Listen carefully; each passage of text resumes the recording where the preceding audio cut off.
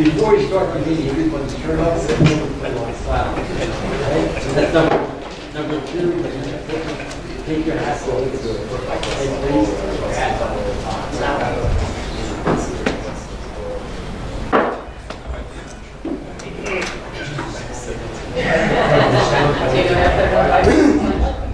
Good evening, ladies and gentlemen.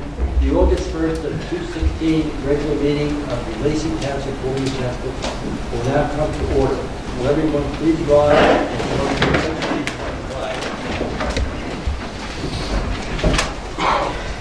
I pledge allegiance to the flag of the United States of America and to the republic for which it stands, one nation, under God, indivisible, with liberty and justice for all.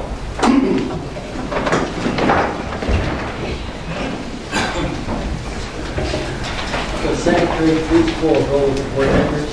Mr. Appella. Vice Chair Bradley. Ms. DeFranco. Here. Chairman Gudgeon. Here. Mr. Costo. Here. Mr. Nappi. Mr. Tamala. Here. Mr. Scanlon. Here.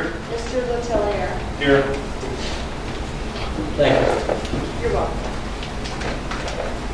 This board is operated under the Open Public Meeting Act, better known as the Sunshine Law.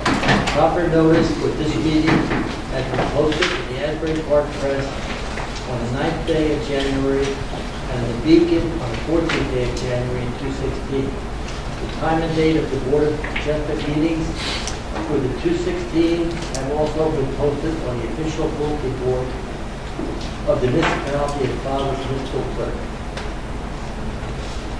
Has everyone looked at the vouchers? Yes. I have a motion to Make a motion to pay the voucher. Second. Everyone in favor? Aye. Anyone opposed? Has everyone looked at the minutes of the July 6, 2016 meeting? Let's hold it over.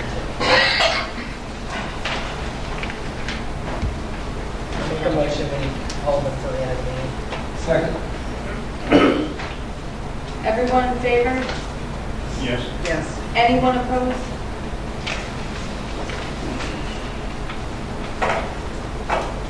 Our attorney will go over our resolution from the last month's meeting. No resolution, right? I was on vacation. Okay.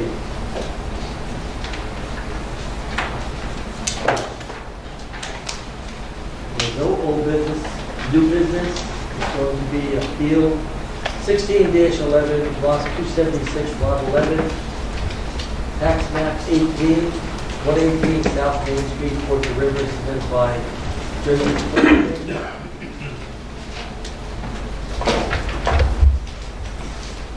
Good evening, Mr. Chairman. And for the record, your name. For the record, Christopher Subsea, from the law firm of Stein & Subsea, on behalf of the applicant Jersey Sportsman LLC. I have William Malcolm standing beside me for this hearing. And how many witnesses do you have? I have Mr. Malcolm to testify. Okay. And our engineer has a... Yes, Mr. Chairman, we had issued a report on June 3rd.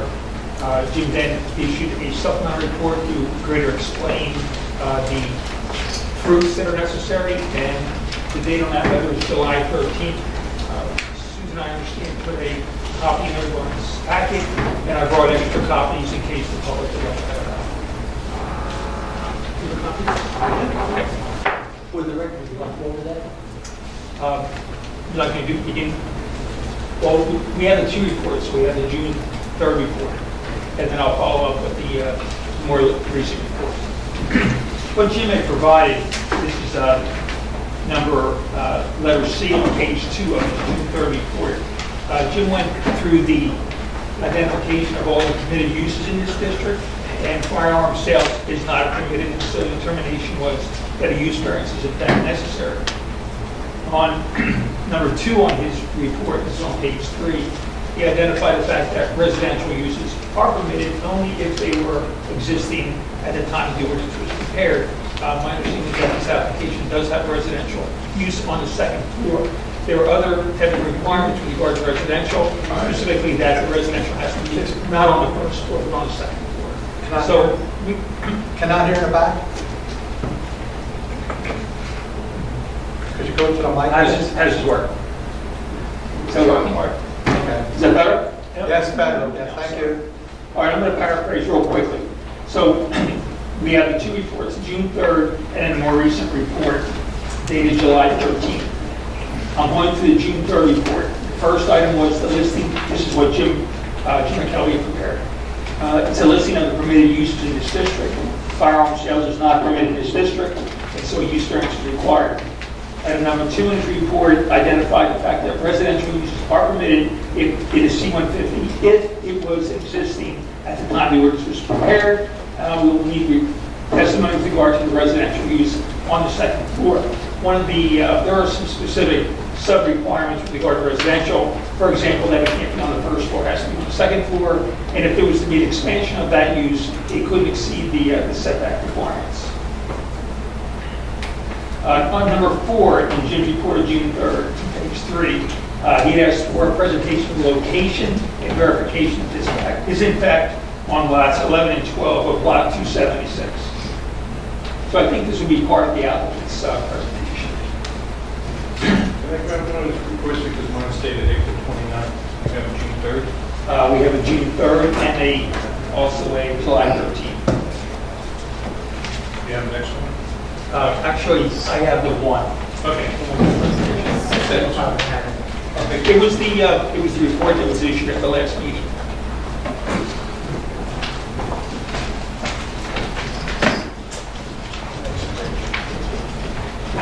Item number 5, and on page 4, the applicant should present testimony with regard to the existing uses on the property. That would be all the retail sales. And the size and extent of each retail store should be described. Once again, that's part of the applicant's presentation. Like the applicant to describe everything within 200 feet of the site, he did ask for photographs of the property and a more complete submission so that we can understand what's within the surrounding uses.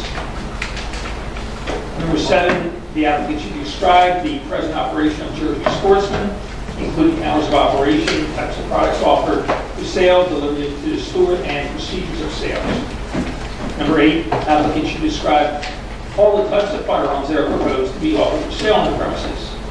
Also, whether or not there'll be a change in the hours of operation, the delivery process, and the procedure for purchase and sales.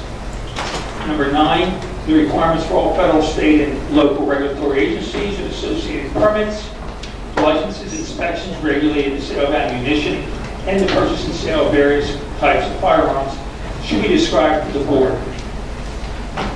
Number 10, the applicant should describe how the health, safety, and welfare of the public are protected. Number 11, the applicant should describe any plans to expand the use into other stores on the property. So we have the one store that is presently firearm sales, but there are other stores connected to that same building, whether or not there will be an expansion or change in the floor plan. Number 12, to describe site circulation and parking for all the uses, both the existing and the proposed. Jim identified there are approximately 14 parking spaces presently at the rear and 3 spaces on the north side of the building. Also, there's additional parking on adjacent properties. Number 13, access to the property from Route 9 appears to be through the adjacent property to the south. That would be the Lacey Resource Authority property. Number 14, the adequacy of the existing parking spaces on site to serve the existing and proposed uses, and that would be all the uses on site, not just the firearm sales proposed and the ammunition sales. And also whether or not there exists any agreement to share parking on adjacent properties. Number 15, on page 5, minor parking striping, maintenance, and ADA, Americans with Disability Act, parking signage may be needed. We get the code official to determine that, but it is a civil requirement. Number 16, the board may give consideration to the use variances granted by applying all the establishments on the property and whether limitations can be placed on any approval to limit the sales of firearms to one unit as proposed. That gets back to the question of whether or not they intend to expand and take over some of the other retail spaces. And number 17 goes into the required proofs. This was a general overview. We wanted to make sure that the board was very familiar with the process and the proofs required. And so I now want to jump into our July 13th that expanded item on top of number 17. Mr. Chairman, the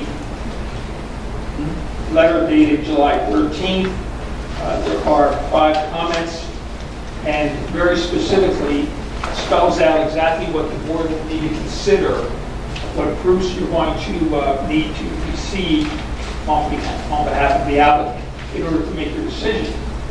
The applicant will need to provide the following proofs convincing the zoning board members, of all the following. Number 1, there are special reasons why firearm sales should be permitted at this location in that it carries out a purpose of zoning.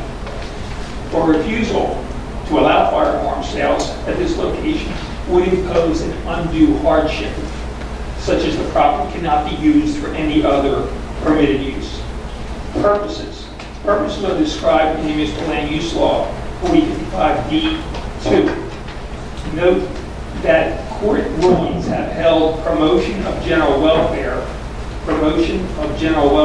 is the zoning purpose that most clearly exemplifies the meaning of special reasons.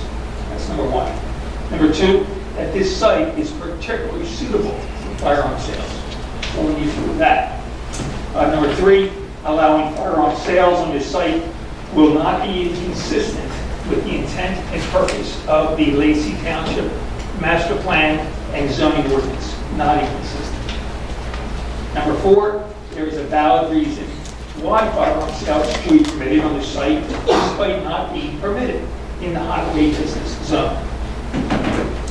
And number 5, to convince the board there will not be a substantial detriment to the public good nor substantially impair the intent of the municipal zone plan and zoning ordinance.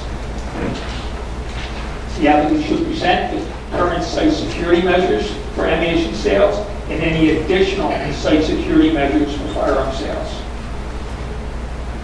And the last comment, testimony should be provided regarding the residential apartment within the building, specific to its position relative to the ammo firearm sales and the size of the apartment, whether it's 1 or 2 bedrooms, so we get a better feel for the residential connection on this property. As I said, if it was existing when the ordinance was created, existing non-conforming, then it's permitted. The ordinance specifically allowed for that. So I think that's a circumstance, but that's testimony which we should receive from the applicant. Mr. Chairman, that's our 2 reports. Thank you. Very good. Mr. Chairman, are we allowed to question the engineer's report? This time around, for clarification. Sure. Yes. And I know Jim prepared it, so if I catch you off guard. Sure. I know you said that it's not a use under C-150 Highway Business Zone. Correct. Which talks about retail establishments where goods are sold, personal services rendered, general public, so forth and so on. And it finishes up for other such uses. The applicant has presented an application for a retail business. Both by New Jersey Administrative Code and New Jersey Criminal Statute, retail sales of firearm is retail business in the state of New Jersey. So while it doesn't specifically say that, if I'm putting you on the spot, or if I'm asking the wrong No, question. this is You're asking fine. the wrong question. Jim, didn't we had this application before us? I wasn't allowed to, and it came, the first time I was allowed to participate, and the second, third, and fourth time I was not allowed because I was an alternate and not a voting member. Okay. And I'd like the record to be clear because the first application was defeated by this board, and there's obvious public interest in this process, and I think it should be clear for the record so everybody understands it.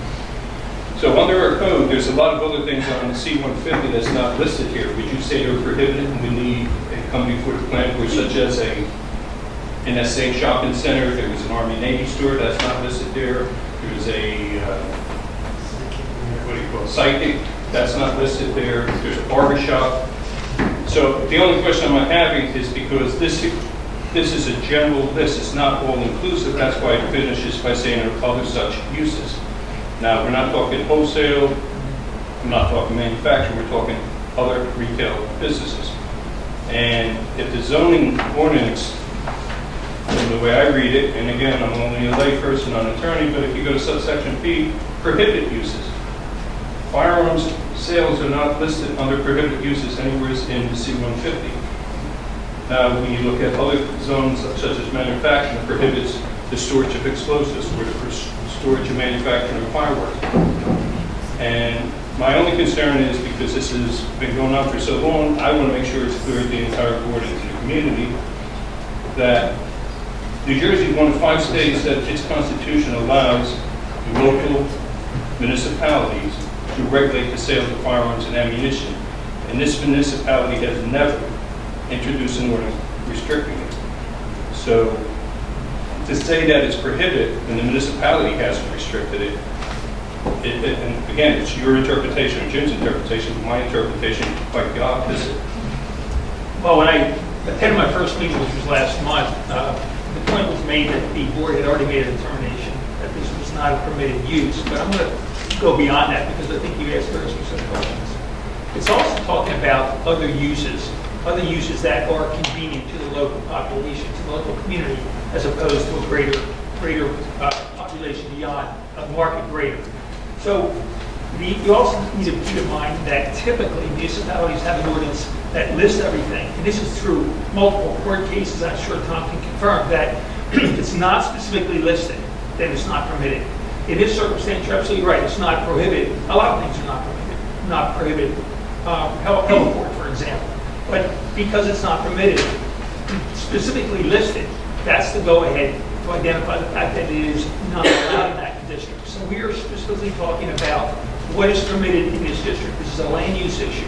Nothing more than that. And so we, of course, have to restrict ourselves to For that. clarification, and again, if you can answer or if the council objects that I understand, but with the past practice of the zoning boards in the past, where they established and allowed firearm sales and ammunition sales in the C-150 zone, count as a past practice? I can't speak to You can't precedent that possibly may have been said or what the history is. I cannot speak to that. Okay. I did want to point out one thing here with regard to Chapter 335 zoning under the effective regulations, and it states in here that except as previously stated here and after provided, it is unlawful to use or develop any land or building for any purpose other than one that is permitted in the zone and on such land or building is located. And this is in your ordinance. Does that answer your question, Jim? Well, it's made people aware of what's going on there. So I have other concerns at a later time that I'll address, but I have a difficult time as a member of the board here, knowing that this municipality has, in the same very zone around the corner, issued the same authorization, whether it came before the board or if it was just sent by a letter from the zoning board. You cannot get a licensed retail establishment in the state of New Jersey without a local letter. And we know fish homes, we know several other places have been licensed in the C-150 and highway frontage, and that's why I'm confused. This is the Board of Adjustment. Okay. Each application stands on its own. So that would be the answer answer to. Well, I think it goes beyond that. I Each think it goes- application stands Well, on its own. that's your interpretation. That's I'm what giving you the the Board case. of Adjustment does. Chair, I'm going to argue with you at this point. Hold it. I've asked for the floor, so I can ask questions for clarification. Jim, you got your answer, and then we'll bring it up later on. That's what I said. Later on, we'll have a debate. Determination one way or the other, Jim. Just that, Any other enforce- members have a question of the engineer? Larry, just to enforce this, I think Joe mentioned it, section 335, 335A, which the board relied upon in making their determination, so that unless the use is specifically provided for in the ordinance, there's a presumption that it's not allowed. And that was one of the reasons the board determined that this was a use variance. So we're not here to relitigate or rehear that portion of the application. We're here to hear whether or not the applicant wishes to go forward and seek a use variance. And they have certain proof that they have to fulfill and set forth in our declarer's letter. We'll let Mr. Subsey take it away. Thank you. You said you have one witness that I night. have one witness. I have a three witnesses. Well, each word you witness. Okay? Sure. Mr. Malcolm, can you be sworn in? Raise your right hand, sir. Could you state your name, your work, and your address for the record? William Malcolm, 1504 Beach Boulevard, Fort River. The testimony about to give you the truth and nothing but the truth about you. Yes. Thank you. We were before this board, as this board may recall, back on April the 4th of 2016. I don't want to reiterate that hearing and all the details of that hearing, but there's some points that I want to make just to cover with this board. As you may recall, Mr. Malcolm came in, he was seeking an interpretation of the ordinance to allow a firearms retail establishment to operate on the property in question. He was seeking what's called an FFL license, which is a federally regulated licensure that he had received in all respects, but for the zoning approval, which is a component part of that application. He had an existing ammunition retail store on site, and he also, when he got zoning approval for that, followed the lawful procedures. He also got an expansion of that zoning approval, and I have exhibits which I'll submit to everybody in a few minutes, where he was also allowed the right to sell BB guns and paintball guns from the establishment. All approved, no issues, not before this board this evening, that's existing now. So when we requested this interpretation, we came in, we presented testimony, we had a hearing, and we went through the merits of what we thought this particular zone allowed. And we felt in our application that we brought our way of an interpretation that our arguments were good arguments that this board would accept. The board decided against that application. It was a close vote, it was 4-3. But the board voted, and the vote is the vote. We understand the laws and the rules in that regard. But it was a close call, and I just want to cover real quick, just for the record, the ordinance in question, and it's relevant to this application because when we come at deviations from the master plan and all those types of arguments, it's important to grasp exactly what the ordinance says and how far of a deviation that we're seeking, which we submit is not a very far deviation. The ordinance in pertinent part that's relevant to this regarding the C-150 highway business zone in section 33560, subsection A, section 1, provides that retail establishments where goods are sold or personal services are rendered to the general public, and which by reason of the size of the establishment, the nature of the goods sold or services rendered, and the scale, nature, and character of the activity and facility clearly relate to servicing the convenience of the local community. Examples: bank, bake shop, bookstore, pharmacy, gift shop, clothing and accessory shop, yard goods shop, delicatessen, barber or beauty shop, lawyer's office, income tax service, snack shop, dry cleaning store, and such other uses. So again, not to rehash the arguments, but the presentation was, we made an argument that our use was consistent with that and certainly consistent with the examples as well as the other uses. The board voted, and voted against that interpretation.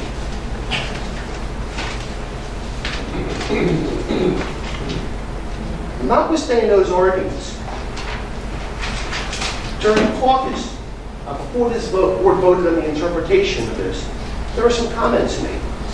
There were some discussions that were made. And certain members of the zoning board weren't comfortable with a departure in terms of interpreting the ordinance to allow this type of use anywhere in the C-150 zone. Others were comfortable with that. They accepted that interpretation. One board member indicated during the meeting that if we were here to approve this as a use, I am convinced, but to change this, it would be listed on the ordinance, and I see gates opening up. So what we did, we listened to those comments, we listened to the hearing. That tells us, let's bring a use variance. That at least certain members of this board would look upon favorably of the application as a use variance, as opposed to an interpretation of the ordinance. So that's what we're doing this evening. We're presenting a use variance, and we hope this board will consider our proofs. At this point, without further ado, I do have some exhibits I'd like to mark into evidence. And I have copies to pass around. As A1, I have 16 photographs that Mr. Malcolm took of the surrounding properties in the area. If I can see if I can pass these around. One for you. You pass them up. Good. Can I approach, Chairman? Chairman? Thanks, Michael. Let's pass these out.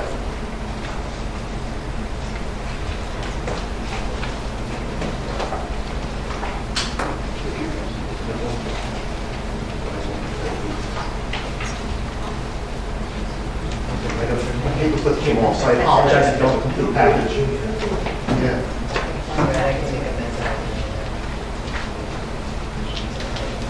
Okay, one more that fell into my file, sorry.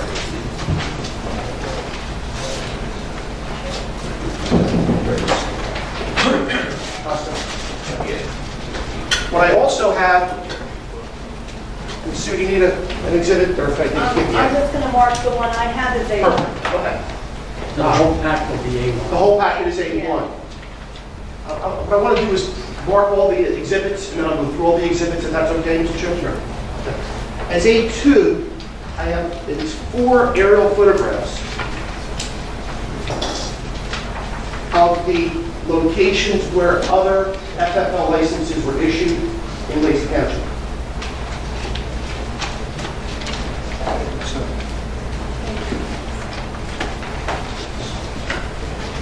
And I'm sorry, those are, the aerials are in the package already that everyone has. I apologize if it wasn't that. What I have is A3, is I have an aerial photograph showing the site in question, which I'll pass out. And behind that is A4, is an architectural rendering of the first floor of this, of the premises. Chris, clarify, how many total do we have here? There should be 20. There should be 20. 16 of the surrounding properties and 4 areas. So this list they give us going to be A3 and A4, is that correct? A3 and A4 is fine. I can pass these around. What are you marking as A4? A3 is an aerial of the site in question. This. Just this one page. Just the one page. The next page is A4, Okay. which is the architectural rendering of the first floor. 4 grades. What was A2? A2 was the 4 aerial photographs of where FFL licenses are located. I apologize, I got mixed into the package of photographs. Oh, wait. These. Yes, That's A2. that's A2. This is A3. That's A3.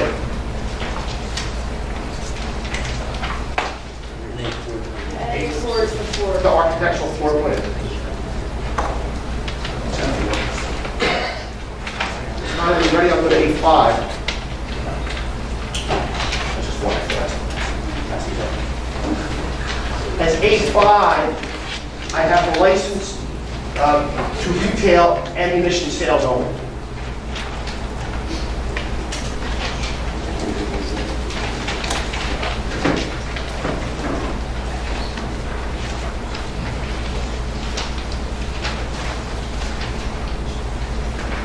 So that's 85. Yeah.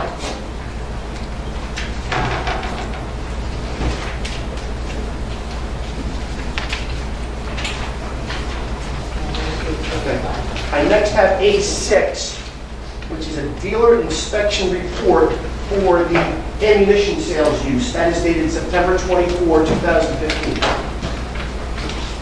And who's that by? That was by the State of Police Firearms Investigation Unit.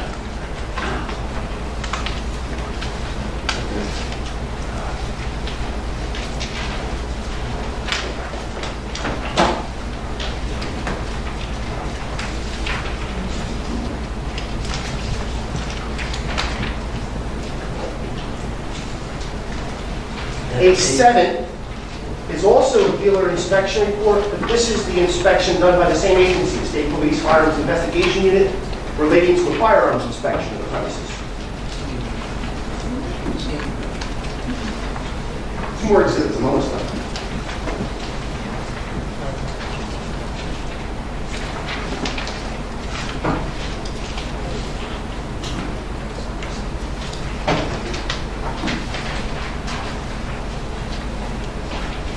The last one, firearm case, that. A7. Then we have A8, which is the zoning permit issued by the Township of Lacey on October 29, 2015, relating to the retail sales of ammunitions, paintball, BB and health guns. Actually, airsoft rifles as well. That's the last exhibit.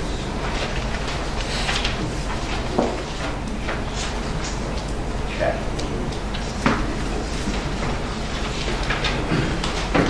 When the board is ready, I'll proceed with testimony.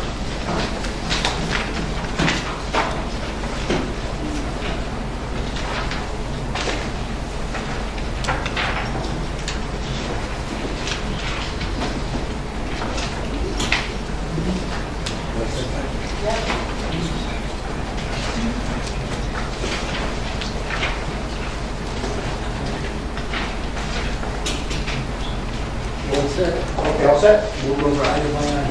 Okay, Mr. Malcolm, preliminarily, why don't we give the board the benefit of your background? Have you been employed in the field of law enforcement? Yes, I have. Tell us for where, when, how many years, tell us your background. I started as a correction officer at Railway State Prison back in 1981.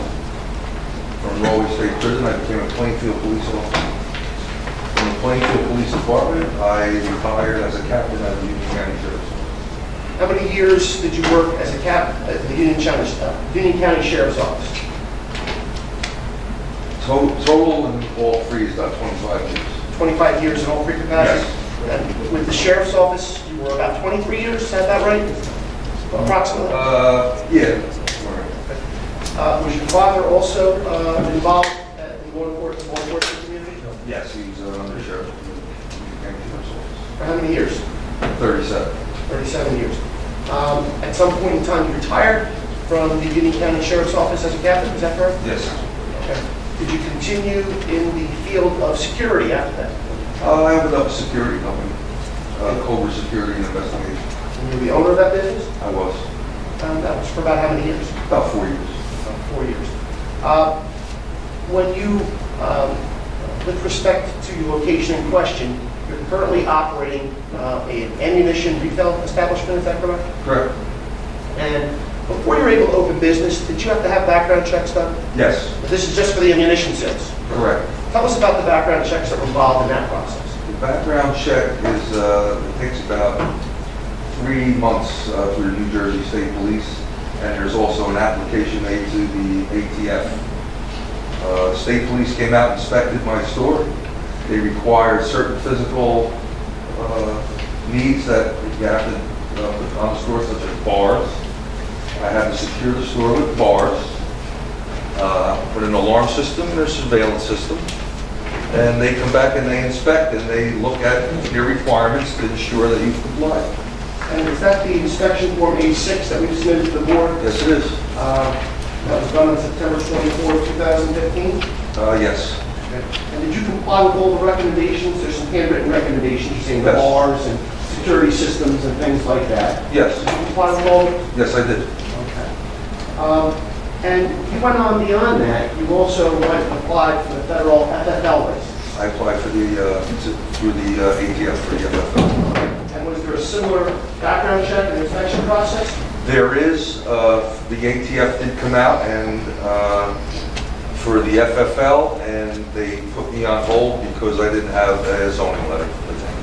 That was part of the process. You had a Yes. zoning letter. So you didn't get the zoning letter, we came out of the interpretation, hence that application is incomplete. Correct. But did you comply with all the other requirements of the FFL license other than the zoning permit? Yes, I did. So you passed all background checks, Yes. you passed an inspection of the premises, Yes. the premises was it deemed to be safe and secure for purposes of the sale of firearms? Yes. Okay. Also, any employee that works in the store has to have a background check, and their permit to work in the store has to be displayed in the store, and that's also an extensive background check. And how many employees in the store met those requirements? 2. Did that be yourself? No, I'm on the license to retail firearms. Itself. My girlfriend and my brother. And they both are employees of your business? Yes, And they were both approved in terms of their background check? correct. Okay.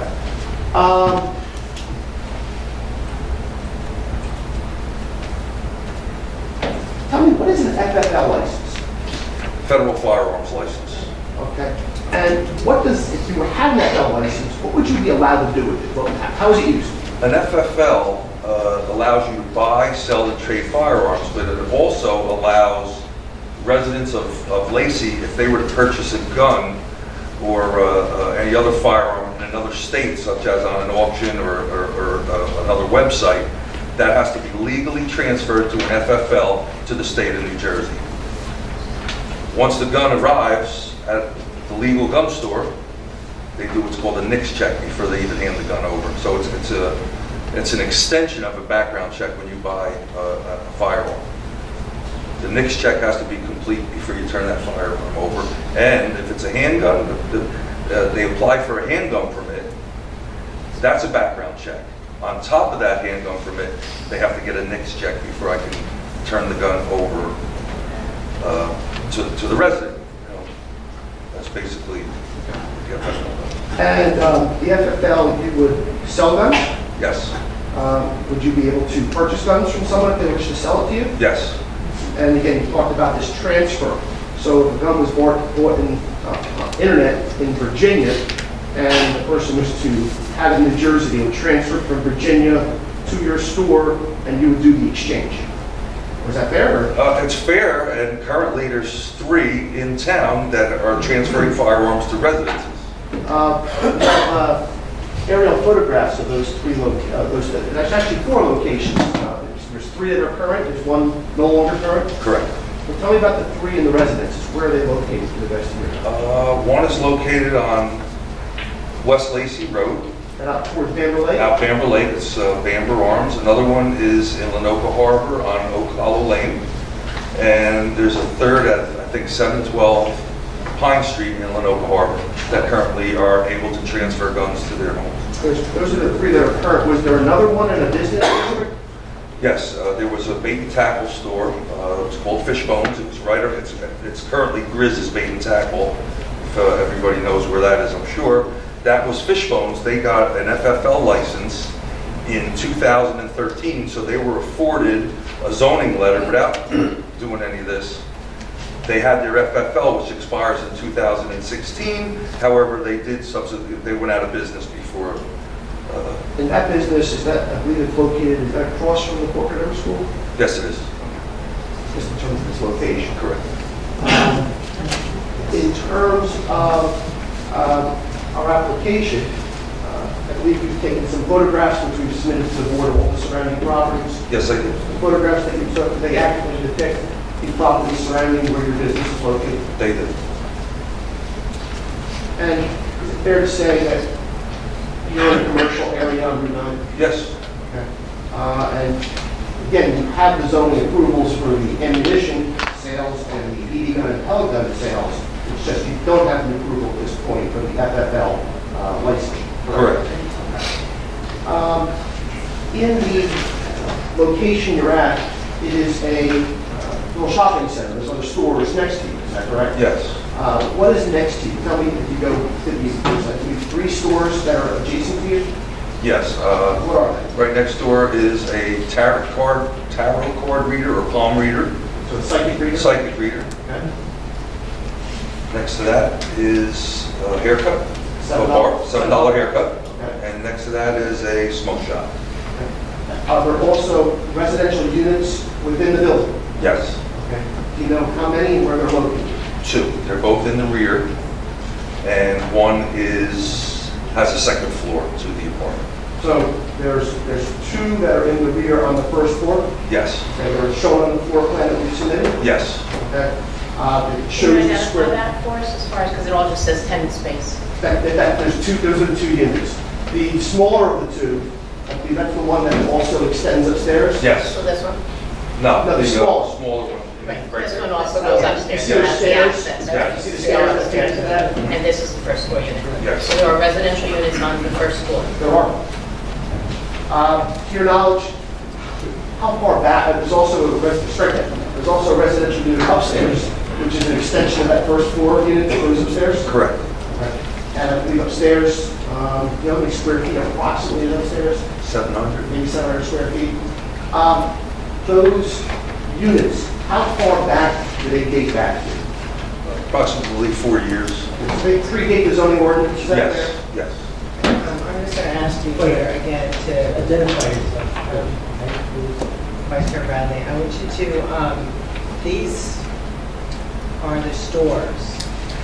This is the smoke shop, this is the hair store, this is the tarot card, and this would be you, correct? Correct. So where is the upstairs apartment in relation to these stores? Over the palm reader.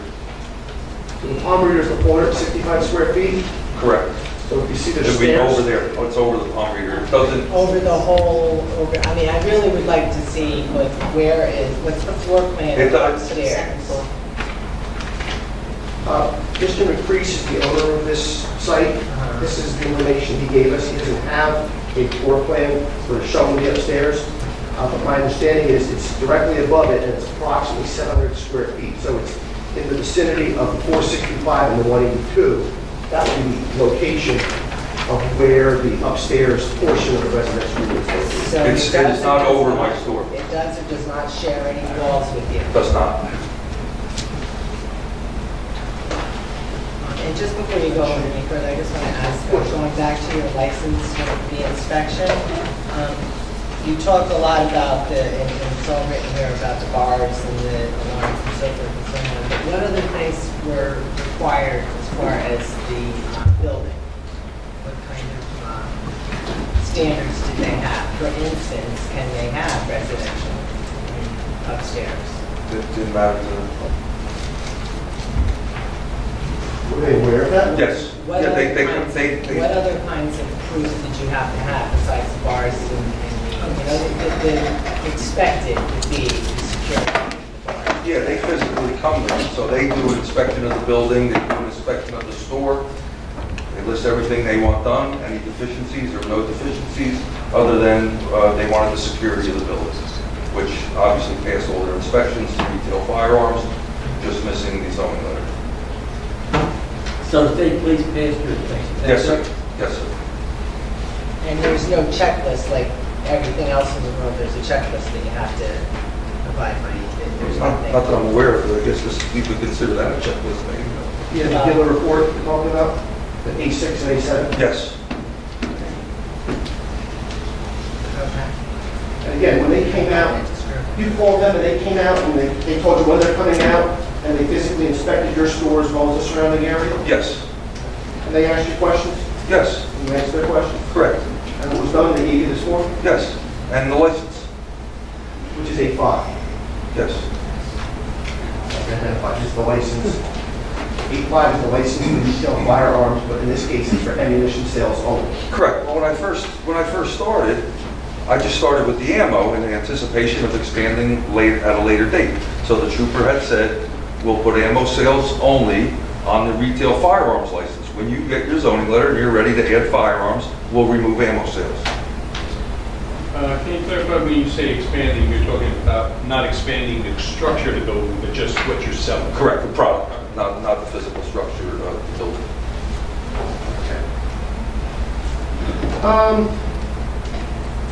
We've submitted the pictures. Let's talk a little bit about your operations. We talked about the background checks that you went through. If you were granted this approval, what would you be doing? Meaning you continue the ammunition sales that you're doing now, but tell me how your business would change if you were granted this approval.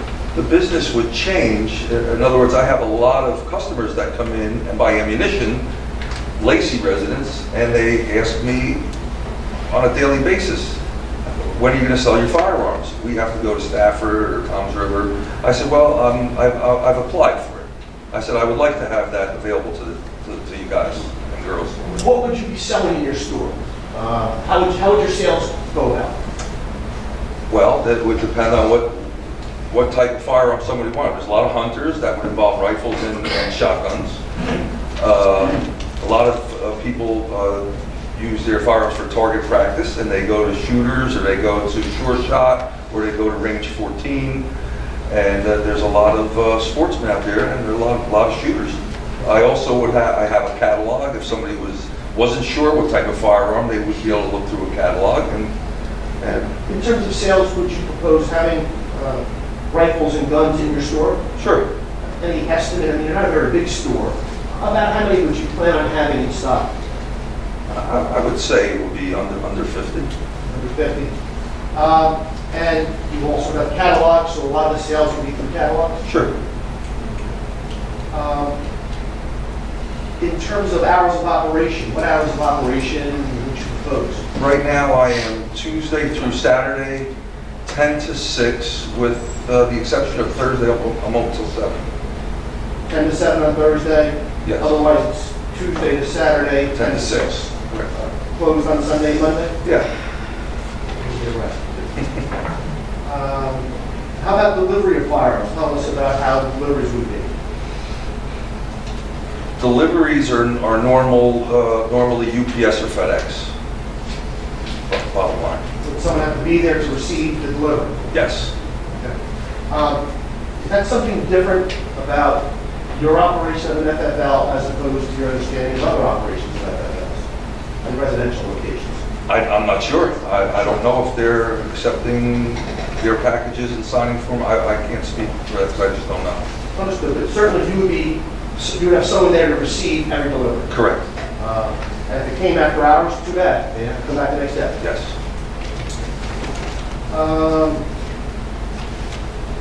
And not just that you have to receive a delivery, I imagine you have to sign for it. Yes. There has to be a record of the delivery. Correct.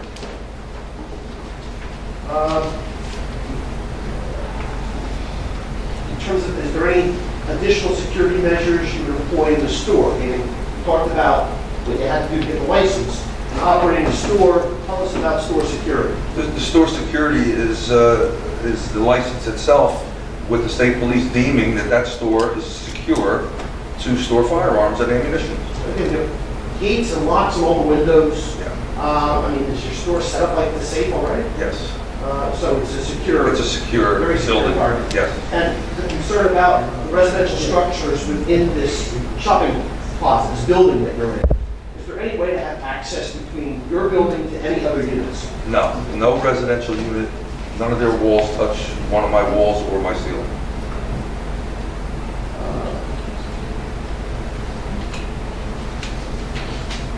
Okay.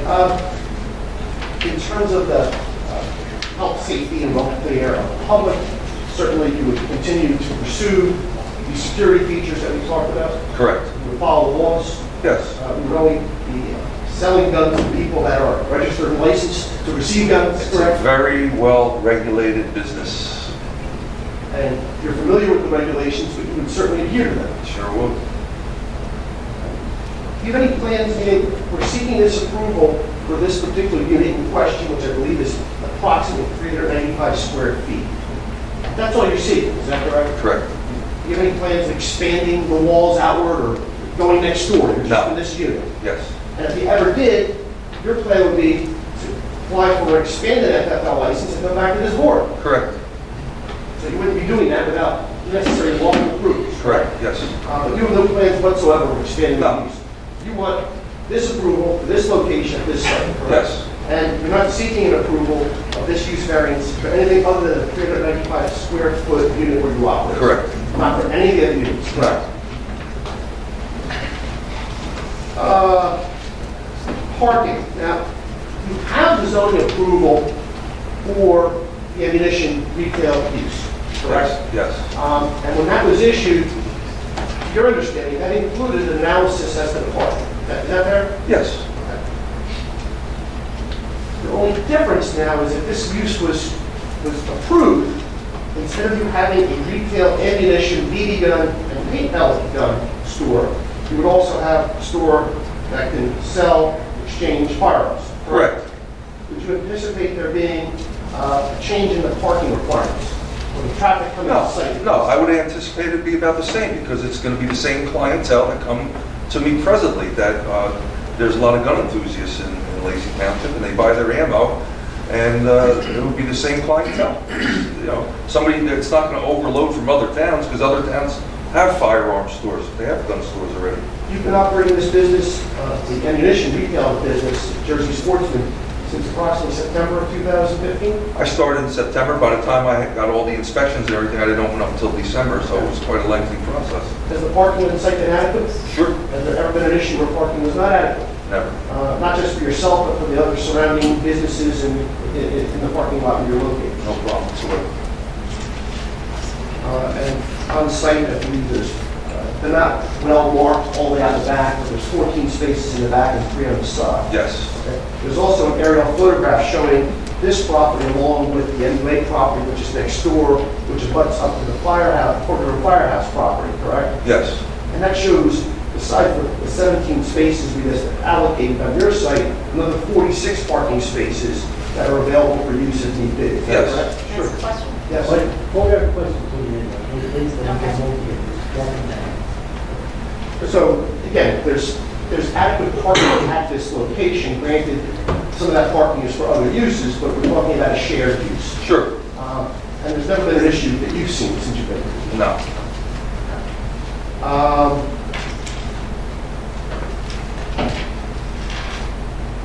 In terms of site circulation, I believe you kind of share a common driveway with the MUA to the north side of your property? Yes.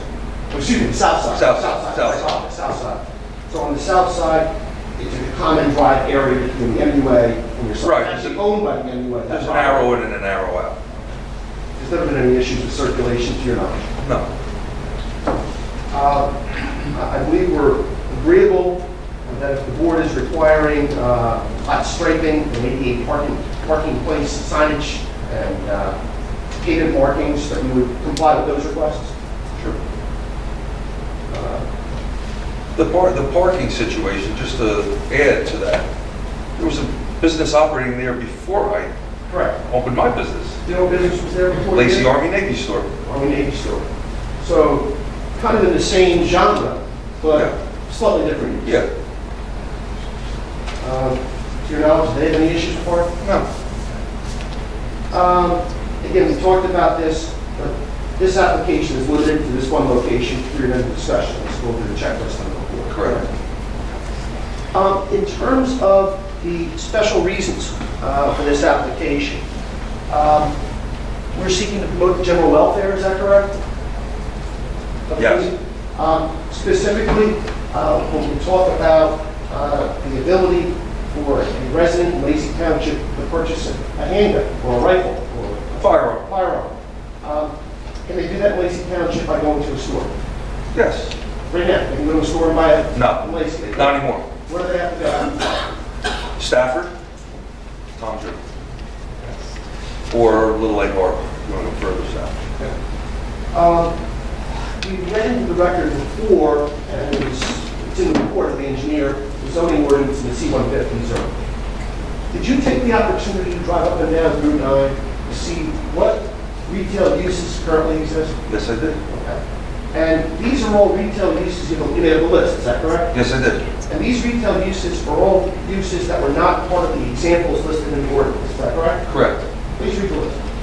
Plumbing supply, laundromat, 2 check cashing stores, hardware store, trophies and amusements, marine canvas, a glass shop, wholesale carpet store, a tanning salon, tattoo parlor, martial arts instruction, vitamin store, a pawn shop, pest control, motorcycle sales, bath fitters, CNC cabinetry, a car wash, a used car lot, an auto parts store, a liquor store, florist, electrical supply, electrolysis spa, thrift store, a vacuum store, a game store, smoke shop,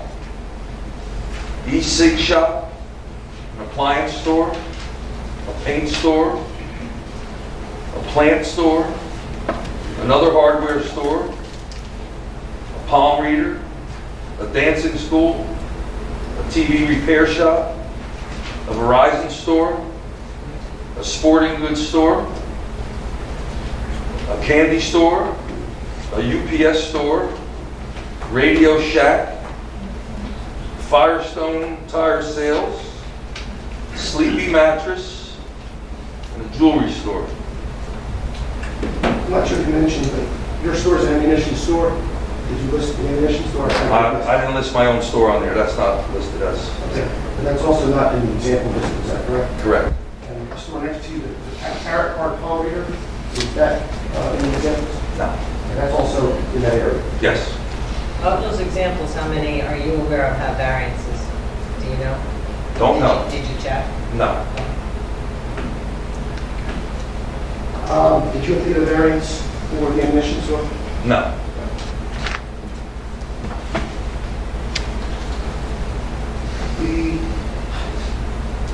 Your site, in terms of suitability, this location for this use, again, you went through all the background tests, correct? Yes. You put all the safety features in? Yes. There's no school across the street from there, is there? No. Okay. It's a secure environment? Yes. You have alarms and you have security systems in place? Yes. In terms of, is there Surveillance? surveillance? Yes. Constant surveillance? Yes. Tell me about the surveillance. Where can you monitor this from? I monitor the street coming up to the store, and I have 3 cameras in the store. 2 at the front counter, and 1 from the back of the store shooting to the front. And you're in a commercial zone? Yes. Do you feel personally that a commercial zone is more suitable for an FFL than a residential zone? Absolutely. And why would you say that? Well, I think it's kind of self-explanatory. You're having guns shipped and picked up at a residence. Just because you're a resident, people still have to walk up and pick up their firearms that are, you know, I don't know what the other FFLs, I know they sell guns, I don't know how they sell guns. I know if they're doing transfers, a UPS or FedEx truck is pulling into a residential neighborhood and delivering a firearm. Do you think it's a more secure environment in a commercial zone? Sure. Where you're basically a lockbox? Yes. We talked about the zoning ordinance in question, and we, not to belabor the point, but I'll just add that we submit that any deviation that may exist between the ordinance is slight. This is not a large deviation from the ordinance. When we go through that list that we just read, we go through the language in the ordinance, the examples that were given, or such other uses. So rather than not belabor those points again and again, we would submit that the use is not inconsistent with the intent of the zoning ordinance. We also checked the zoning ordinances in question, and the C-150 zone was the most liberal of all the zoning ordinances to this particular use. Meaning, if this use is not permitted in the C-150 zone, it's not permitted anywhere in Lacey Township. in terms of being a retail establishment. Now, there may be FFLs that exist and are operating in the places we've indicated. I believe the one is actually that no longer exists. Fishbones was in the C-150 zone. The other three are in residential locations. I believe those are home occupations that receive those approvals. I don't believe they engage in retail sales as part of the zoning requirements for those uses. So the point I make is, if this use is not allowed, it's not allowed anywhere else, based on the ordinance interpretation, which raises concerns to my client about the Second Amendment and rights to be able to lawfully engage in commerce. Just presenting the arguments. Hold on. At the end, we'll go over. Just presenting the comments.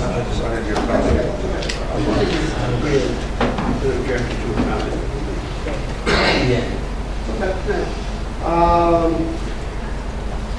So we simply submit that, based on all that, that the use is consistent with the zoning ordinance. And we further submit that this is not a substantial detriment to the public.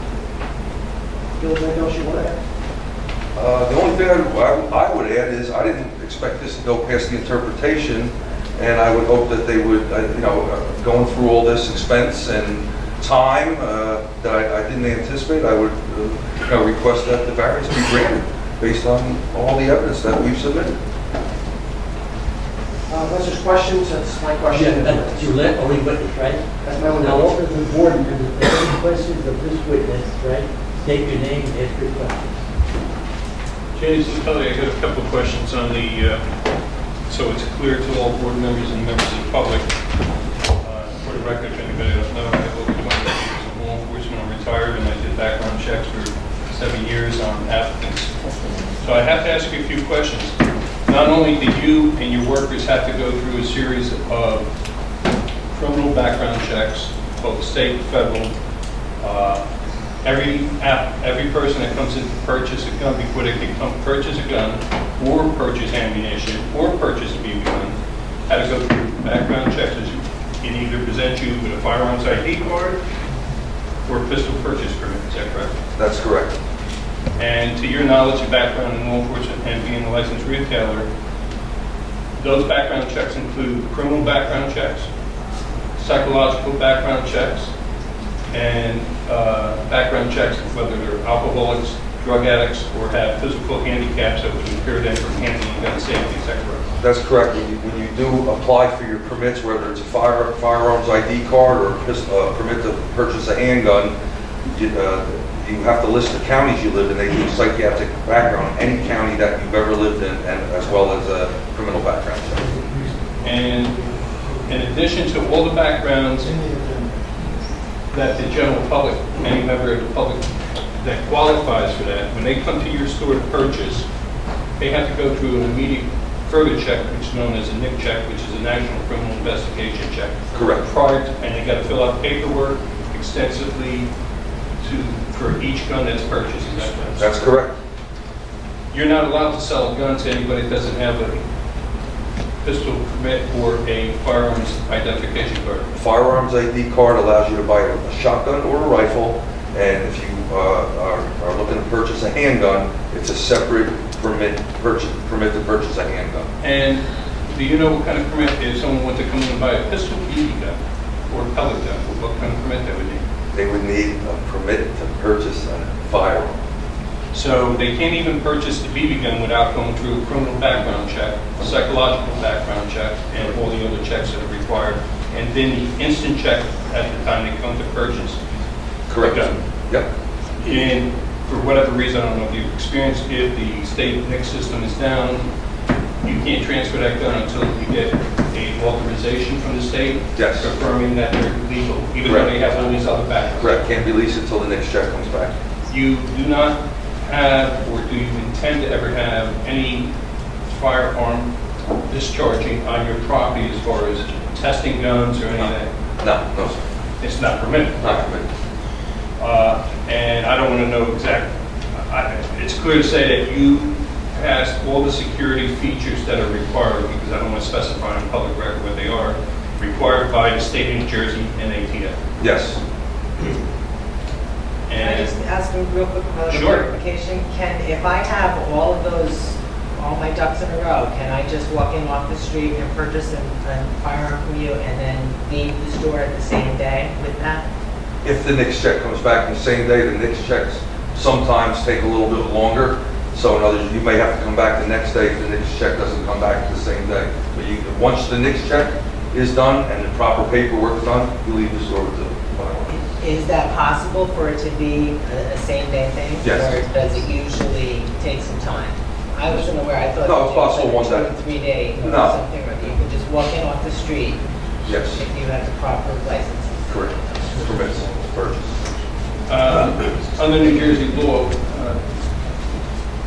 you're also required to offer, and I know there's legislation that was introduced, I don't know if it ever passed, but under the current law that I'm aware of, you're required to offer trigger locks or other security lock devices to the people that are purchasing the firearm.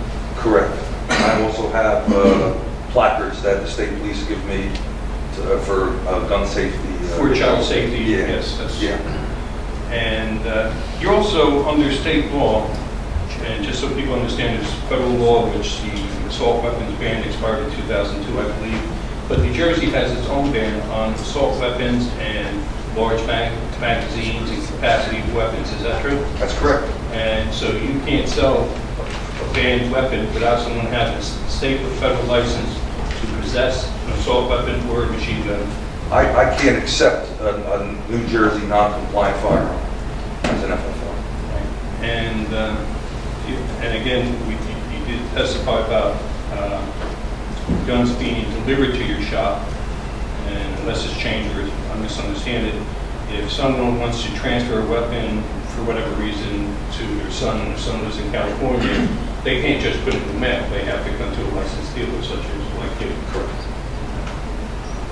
That's all I have on that issue unless somebody else has anything. Thank you. Any other board members have any questions? Give your name. My name is Scanlon, and before I ask the question, I would just like to say that I'm not certainly going to stand here and sit here and try and be questioning what the state police have already approved and what approvals you have already accomplished. They speak for themselves. In terms of zoning, what's the current signage that you got at the building? Current signage I have, I think it was 32 square foot was the maximum. I have one on each side of the building, 32 square feet. I have not put a sign in.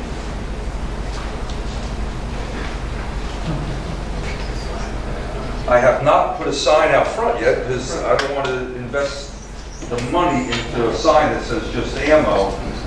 I'd like to get a nice sign that says guns and ammunition. So I haven't put a sign out front yet or applied for it. The reason I asked is you showed us a picture of the side, and I'm concerned about what it's going to look like in the front. That is my question. There was no, I do have this picture, but it's the side. That's the north side. Yeah, so I want, the building sits on Lacey Road. Businesses that sit on Lacey Road, especially the ones that are fourth one in from the corner, have a sign, I'm sorry, on Route 9. They have a sign on Route 9. What is the planned signage?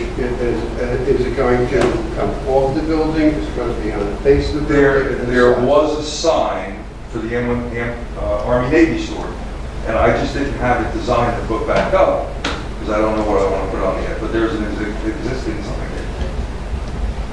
Right, and so that sits. It's a bar that sticks out in front of the building, and it's held by a chain. How big? I'm not sure how big it was. Maybe 3 by 5, something like that. Or And it'll be, what type of sign? Is it going to be I'm not sure. electric neon sign? I don't think it'll be like a Las Vegas style, but maybe just something with a light on it. I do think it's important. I think in terms of what we're deciding here is not whether or not he applied to the state police who got all the approvals. We already know you have that. There was a sign. There was an existing sign there already. I mean, I've heard people on this board ask people who's going to install the siding, what color it's going to be on their house. But So, I think I have a legitimate right and for the community to know what the sign in front of the building is going to be. there was a sign there, and I have every intention, if I put another sign, to get a permit and conform to the Lacey standards. I had to get permits for those signs. You're not seeking a variance for these signs, right? No. You'll comply with the zoning ordinance, right? Yeah.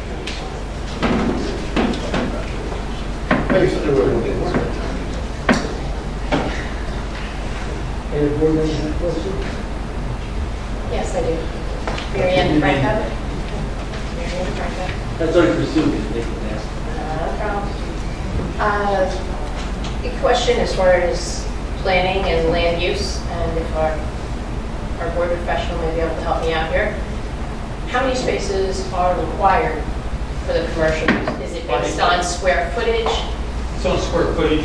And what about the residential? What are the Lacey requirements? Two for the residential.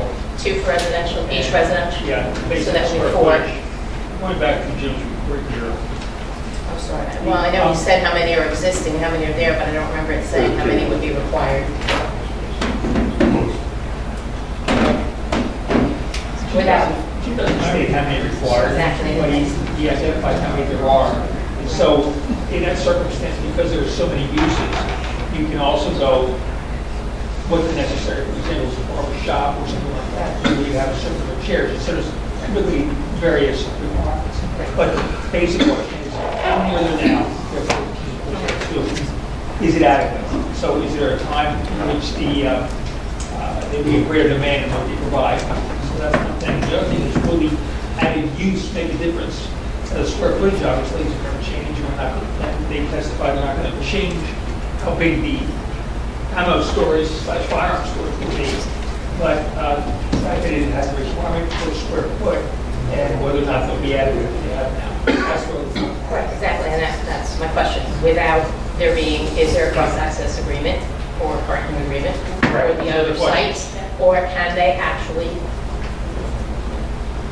technically utilize this space for whatever use, because we're here with the use application and it's a planning matter. So is there sufficient parking on site? And if not, is there a cross-access agreement or should we be asking for And it? that's the question. Well, can I ask you a question while you're pondering that?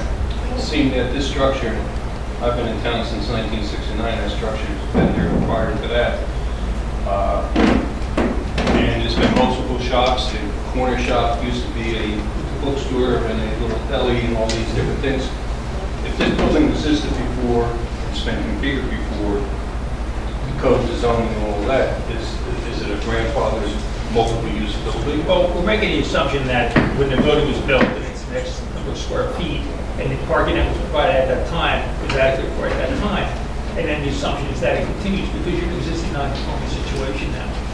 You had mentioned that there are some uses that are not permitted, existing non-conforming. But the real question is, what is the bottom line of this? Is it adequate or is it not? And so as uses change, for example, you have a requirement for a Wawa. Well, a car exceeds a convenience store because it's a Wawa. So you've got to really know, and typically the company comes in with expert testimony, typically a traffic consultant that shows, hey, Wawa needs this, which is another 50% or 100% more than what's required by the municipality. So that's what you provide. And here, we're dealing with existing parking, existing building, and you have what you have. So that was the question about whether or not is there anything else. Like, is there overflow parking ability? Can you get an easement, a cross-access easement for parking across the street or another place? Can I see witness an additional question? James will tell you. Quick question. You're currently selling ammunition. So when your customer comes in, they buy 2 boxes of shotgun shells because they're going to trap shooting. That's a quick transfer of the product, and they leave. This is not a prolonged business where you're going to have 15 people there for an hour each, or it's just a quick transaction. Correct. Now, if you're permitted the use of a firearm, all the paperwork is in place. They come in, and you have to put them into the NIC system, which is State Police Computer for National Criminal Background, and they either tell you there's a delay in the process. Sometimes you can have it an hour, and you come back, or sometimes I've had to wait 3 days to get called back. But I didn't sit there for 3 days. Right. If it's not immediately approved, you tell them, I'll call you when it's approved. Correct. So they're not sitting there taking up parking spaces and... No, it's not a store that you come in and browse, it's a counter that you come up to and you make your purchase and leave. If I may revisit my question, Mary Ann Franco, the point is that there are requirements for different types of retail use and residential use. And my question was simply, are 14 spaces sufficient for the on-site? Or if not, by ordinance, if there is not sufficient parking, then we need to require a cross-access agreement. And if the adjoining property owner will not grant that cross-access, then we'll have a problem. I understand. Whether it's currently being used for that or not. No, I checked it. Jim, let her answer. I did. I thought he answered. Are you aware if there's a cross-access agreement in place or any kind of parking agreement? I'm not aware. Or is it just commonly If you look at the Exhibit A3 that I handed out, the aerial, that shows the parking in all the areas. in other? I am not familiar with there being a recorded cross-access agreement. Quite candidly, there hasn't been a need for it. Over many years, if you look here how much parking is there, it's a lot of parking. George McCrease owns the building in question. He owns the building across the street where the corporate warehouse is located. If this board wanted us to provide extra parking, I'm sure George McCrease will come right in here. He's in Greece right now, so I can't. He's not here today, but he was here last month. He just didn't have enough board members to proceed. So this owner does own property across the street? Yes. Obviously, he would certainly grant So- additional parking if required. If Okay, the 46 that answers my parking question? spaces weren't enough, we had That more answers across my the street. question. Thank you. Any board members have any questions? John? But is there a karate school across the street? What? Karate school, is there a karate school? In the plaza across the street? I think there is. Yeah, I think so. All right, thank you. Any board members have questions? Attorney, any questions? No.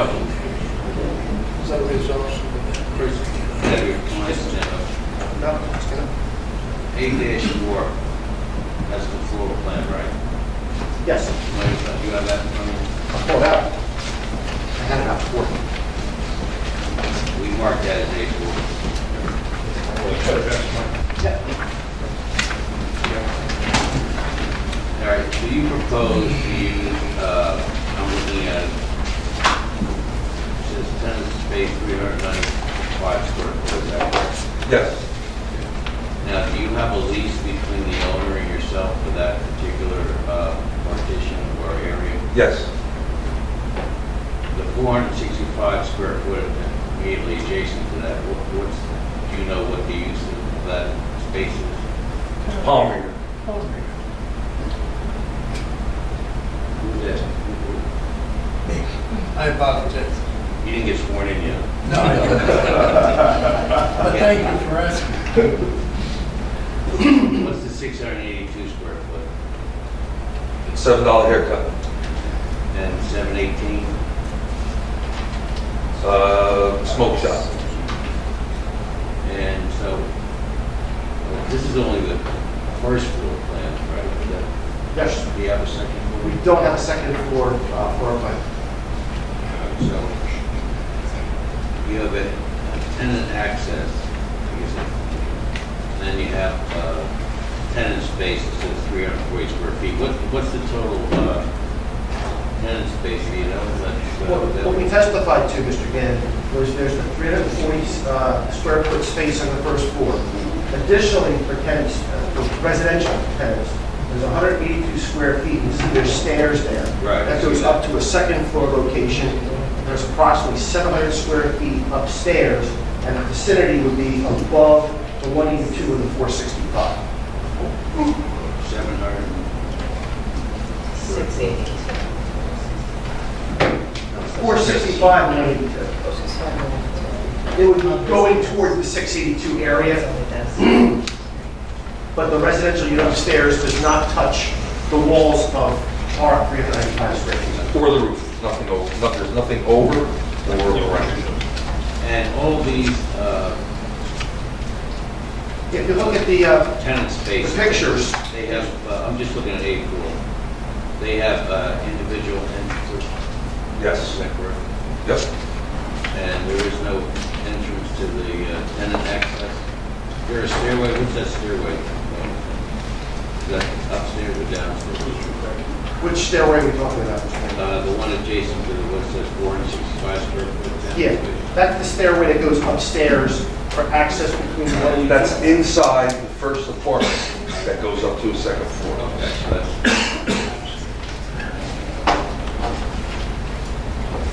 What about the stairs behind 718? What is that?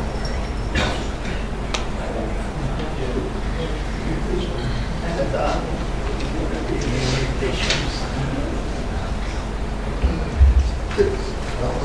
Odd that you don't have this on your plan. Right. It doesn't show in the pictures. I'm not sure what the stairs are. I don't know of any stairs back there.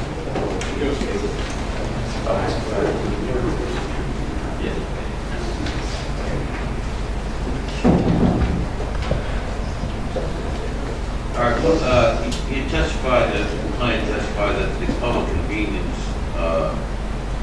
was enable residents to purchase firearms in the town.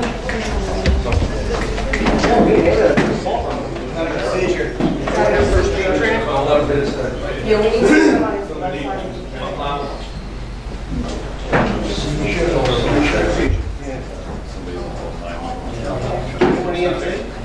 Yeah, somebody called. How many? It's on A4, I think I'm done. Oh, no, I was asking, one of your proofs was that the special was that their public convenience, general welfare for the purchase of firearms within town.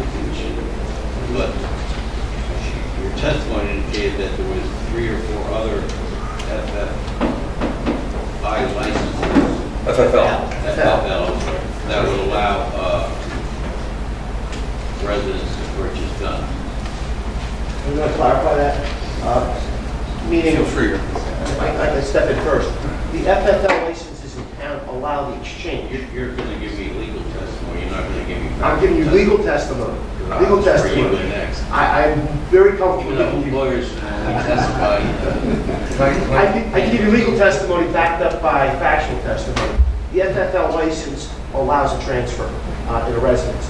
No, that's not. Well, hell, then you can testify. The FFLs that are currently in town, I have been told that are internet sales only, and I don't know what that entails. Internet sale only would mean to me that you sold something online, that a person is not physically walking up your driveway and picking up a firearm. So FFL is not necessarily just a transfer of a firearm, it's the sale of a firearm. I understand you said you don't understand, I don't think the word is here, but, all right, so I go on the internet, I order a gun from someplace in Colorado, right? Correct. That would have to be transferred to an FFL broker? To an FFL, correct. So that's how the ones that are in the residential areas? are? Residential FFLs, I'm told, are for internet sales only. I'm not sure they're even Told by who? zoning. Loretta rule. If I can expand on that. Why don't you identify yourself? Sure. Christopher Reed, Director of Community Development.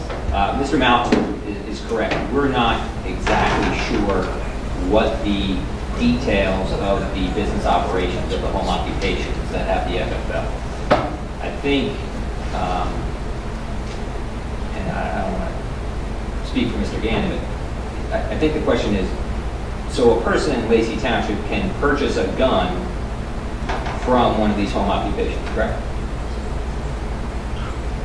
Not that I'm aware of, not physically. There's an alternate way to purchase a gun for a Lacey resident. In Lacey, not that I'm aware of other than Fishbones, because if you're internet only, it's my, in other words, I had a license to sell ammunition internet from my house. I sold ammunition online, and I shipped it to another state. Nobody walked up to my house. And it's my understanding, so if you have an FFL in the residence, it's it's my feeling that you're probably precluded from transferring guns from another state into this town because that one entail a person walking up your driveway and picking up a firearm physically. But wasn't that your testimony, that the UPS driver was going to be dropping off guns and people were going to be... Correct, that's what I would do, correct. I don't know what they're doing. I said, I don't know how they do it. But you don't know. So but you do know that there are other licensed FFL gun sales in Lacey. That's what you said. I'm not to the general public, I'm not sure. You know, it's not I have never bought a gun from an FFL in Lacey. But most of your testimony, not most of it, but a part of it talked about the ability of other people to sell guns in Lacey. Now you're saying you're not sure if other people can sell guns. They can sell guns on the internet. Okay. Well, he's clarifying. No, But you don't know how that sale is actually commenced. I don't know. Okay. All right. Do you have a home occupation permit to sell the ammunition? No. You never applied for a zoning permit to sell ammunition out of your house? I have one. I don't have it any longer. I don't even live at that address anymore. But you applied for one and you had one? Yes. What address is Right. that? Normandy Drive, 336 So your Normandy. license was transferred to you? According to your... Change of address, yes.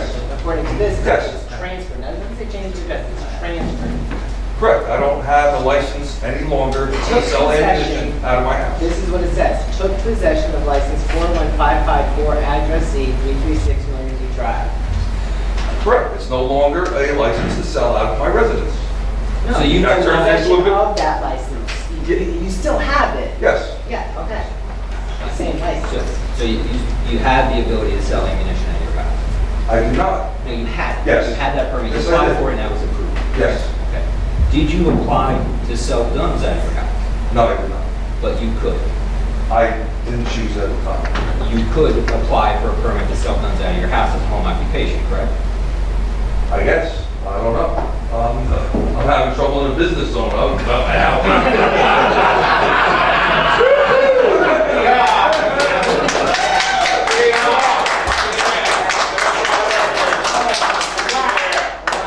The reason you're having trouble is because it's not permitted, and that's why you're here for a use variance.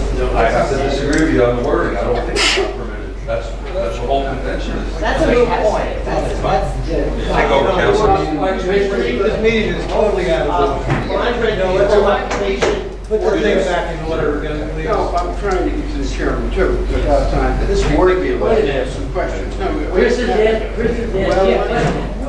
Right, and Mr. Substance about this. When I looked at the home occupation ordinance, it seemed to indicate certainly that, you could operate certain home occupations out of your house, but the prohibition was retail sales. That's my reading of the home occupation. Correct, so ordinance. you could still sell a gun out of your house. As long as it's not being done in a retail sales manner. Right, so there's an alternate way for Lacey residents to purchase a Chairman, gun. can I please say something? Wait till Chris gets done. Well, they're not really explaining the process that way it's supposed to be explained. Right, well, here's what we're trying to say. Is there a Why don't you just say it instead of trying to say it? because I'm not giving testimony. I wanted to find out that there's an alternate way to purchase a gun for Lacey residents. The testimony, If you let me explain it, I will try to make it sense. As soon as Chris gets done, we'll get to you, okay? Maybe I won't want to speak then.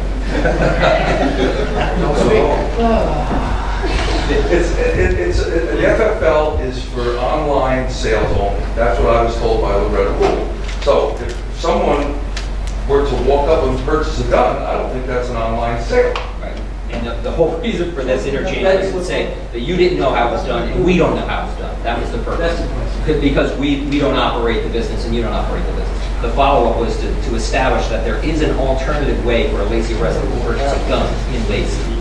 Not legally, according to your ordinance. As a home occupation, they can purchase a gun. Well, So according it's- to the record, that someone can walk up, ring the doorbell, or make an appointment, say, I want to buy an AR-15. That's a retail sale, and I would think personally. Well, if I... And the other thing was, you could also apply for that same home occupation license. I don't think there's anything that would stop me. I suppose I could. That's all I wanted, to make sure that you understood that there was an alternative means for you to sell the guns. The alternative means is not a means that's conducive to me, it's not a retail. I think you answered my question. Okay. You have a question, yeah? I don't have a question, I have an answer. The whole process is not to sell a gun out of your house if you have a FLH. I'm familiar with the process, having been a senator in New Jersey and in charge of the law and public safety for 10 years. I know the process. And if for example, you purchase a gun in Arizona, they cannot send it to you personally. First of all, you have to have a permit. You go to the police department, you fill out all kinds of papers, and you wait 6 months or possibly longer, and you finally get approved after you go through the whole process. Then you go out of the state and you purchase a weapon. That weapon cannot be sent to your house. It's sent to an FLH. They don't sell the gun, they accept it, and then they deliver it to you. It's not like what everybody's been saying. A person that has an FLH license in their house cannot sell a gun. They can take the gun from a dealer in Florida, or Arizona, or California, and transfer it to you. But you have to go through this process to get the complete license. You have to get the complete permit through the state, your police officer and your police chief in your community. It's as simple as that. It's not that somebody can sell guns out of their house. They can only accept it from out of state and then transfer it to you.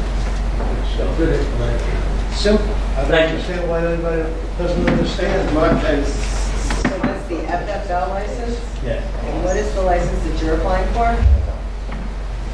FFL. Okay. For retail. So then an My FFL business- can exist for retail then? My business involves two licenses. One's a license to retail firearms that's issued by the state of New Jersey. That allows me to retail firearms in the state of New Jersey. The FFL is an addendum license that allows you to get transfers from out of state, purchase guns from distributors in Texas or Minnesota. It allows you to do firearms commerce federally. You cannot get an FFL unless you have a license to retail firearms in the state of New Jersey, issued by the New Jersey State Police.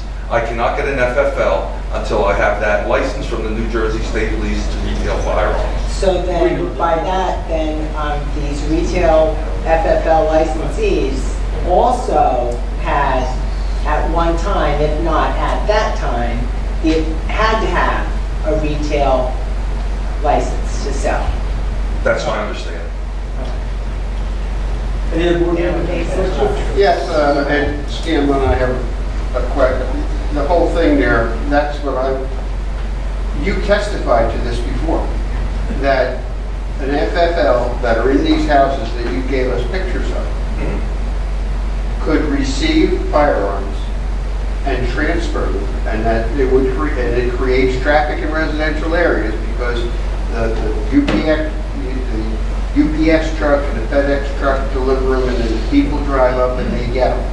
And that whole conversation we had is based on, I mean, that was the answer before. But my question now that you just said is that, in response to Mr. Letelier's questions, is that this is a quick turnover. People just come in and they come out. They're in and out of your shop pretty quickly. There's no... You said earlier also that you were going to have maybe 75 guns.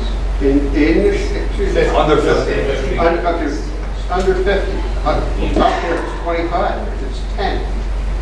Are people going to come in and want to look at them? And you said they don't come in the shop. They do come in the shop, don't they? Most likely, I'll have a few in a display cabinet. I'm sure that they'll want to look at them. Most guys know what they want before they come in. These guys are pretty savvy when it comes to guns. They know the model numbers and the brand that they want. Would it be safe to say that you don't need any of the display? No, I think it adds to the shop. That's the general decor of the shop, to have a a display cabinet like the other gun shops, and you have a couple items on display. That's part of the business. Well, excuse my confusion, but it's either people do come in to shop and look at stuff, or they don't. And Of course if they come in the shop and look at stuff. Well, then The it's answer, not. the answer is yes. Then it's not 4-minute business. Oh, That's my I- point. That's what I was asking him. That's Just the other day. really. Oh, okay. The answer to question, right? The answer to question. Any more questions? I get another question. Yeah, go ahead. Not to keep you up there, but on your state license, and this goes to the number and the quality and the quantity of the weapons. On your state license, is there a limit to how many weapons you can store in your police area? Is there any limit on the state as far as the square foot or anything like that? No, there's no rule of thumb. But you anticipate less than 50? Yeah. And what type of firearms do you anticipate stocking? Shotguns, 22 rifles are very popular. A lot of people go to the range with their kids and stuff. They can buy a lot of 22 rifles. A 9mm handgun's very popular. You know, you may have a couple of those. The more popular items, if it's something out of the ordinary, people can order it. What type of, what's out of the ordinary? We're talking about assault weapons? Well, I don't know what assault weapons that you're referring to. In other words, an AR-15, I think They're semi or they? that's a semi-automatic rifle. I don't know where they get assault because the stock is pinned and it doesn't have a muzzle. So it's New Jersey compliant. So I don't think that it's considered an assault rifle.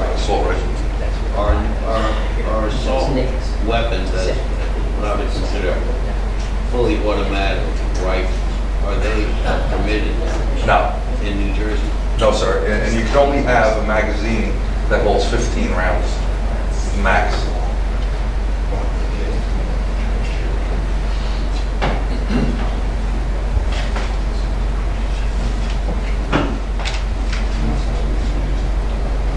All right, that's all I have. Okay, thank you.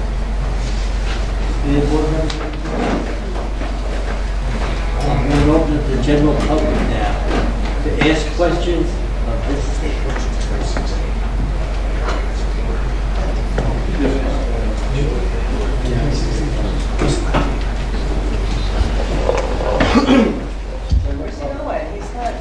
Where you going? I just wanted to get some water.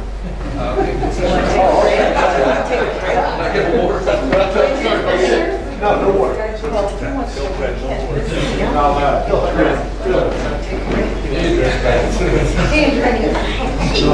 John Leon from PA Jewelers. We got our notification because we're within 200 feet for the variance, and we just have a statement to make, if that's okay. Questions? Not a question, we have a statement. It's regarding, All right, statements are gonna have to wait Statements right now, are if there's any questions. We'll see. We'll call you back. Statements are made under oath. questions. Any questions of this? Name, please. I have questions for the board, not for the witness. Come on up here. We don't answer questions. We don't give testimony. If you wanna make a comment, you can, but you have to be sworn under oath. Well, it's just a matter of questions for the board on the history, and will I have to be sworn No. under? Well, like I said, we don't give factual testimony. So what type of history? Well, first question was, the psychic reader, did they have a variance? Excuse me? The psychic reader that's We don't next know. door? We don't know. Is a variance required of, I'm from the township, so I live here since, 1985. And I'm just curious, and I brought this to the town council on July 9th. Could you state your name, sir? Yeah, my name is Tony Rossoni, How do you spell it? Risoli. and so you want to ask the board questions. You have no questions. Well, I pretty much understand what his business is about, and having a little bit of knowledge, being a former hunter, and I went into it. I went into his business, and I inquired, do you sell guns? And he said no, and I said, why not? And he said that he needed a variance, and I asked him why, and he gave me a reason. His brother actually, saying that the board was opposed to it, and I couldn't understand as a resident why the board would be opposed to a legal business in town when we were trying to So promote now business. you're making a statement. Okay. You can come in and make comments later, but all comments have to be under oath. So if anybody has any questions. I do have one question for him. Go ahead. Are you going to sell locking devices for the guns? Absolutely. Okay. Are you mandated under New Jersey law to sell at least one smart gun? Present law. Not sure. Will you be selling sawed-off shotguns with 19-inch barrels and overall length of not less than 27 inches overall length? No. Good, that's a legal weapon. Thank you very much. What's a smart gun? You want me to define that? I asked the question, what's a smart gun? A smart- A New Jersey senator in the last 10 months brought up legislation to mandate that every New Jersey firearms dealer sell at least one smart gun, which is the gun will not fire unless it identifies the fingerprint of the owner, unless it's kicked off or allowed to be fired by some kind of electronic device, such as a ring, such as a wristwatch. It's latest technology as far as child safety, and also in the case of an assault or an attack, if someone takes a weapon from a police officer or someone who is licensed to carry, which almost anybody in here right now could be licensed to carry and have a weapon on them right now, because there's no ordinance. This is a land use, not a gun thing, so. But the question you asked as far as the smart gun, I did not know if the law was passed yet that he had to carry at least one model smart gun. The law never was passed yet. Okay. Thank you. Now, anybody in the audience have any more questions at this point? For the board? Pertaining to his testimony?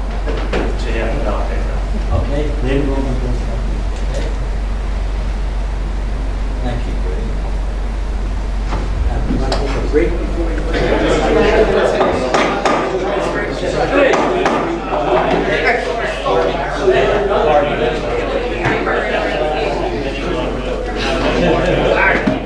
Nobody wants to listen tonight.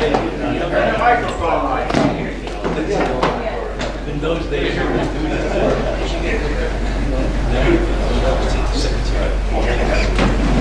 You all done? Yes, Mr.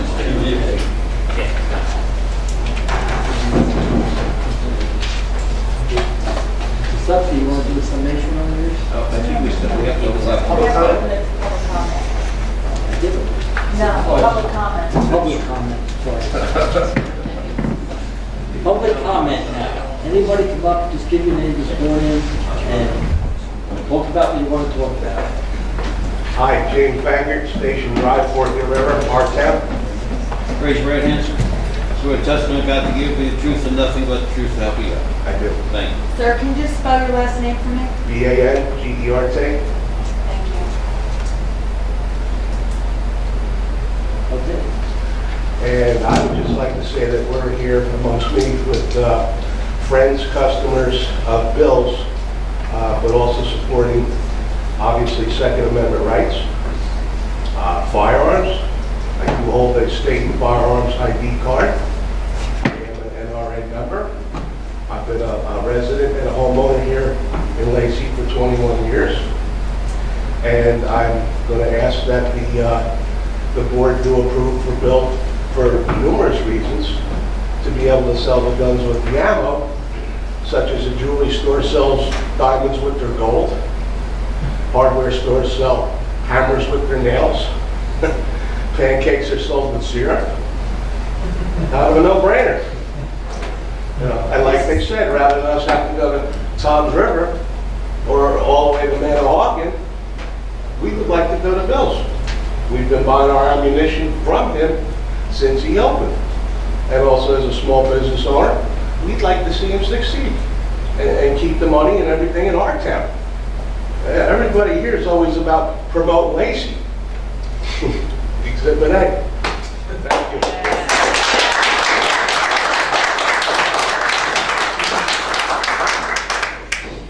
Any other comments?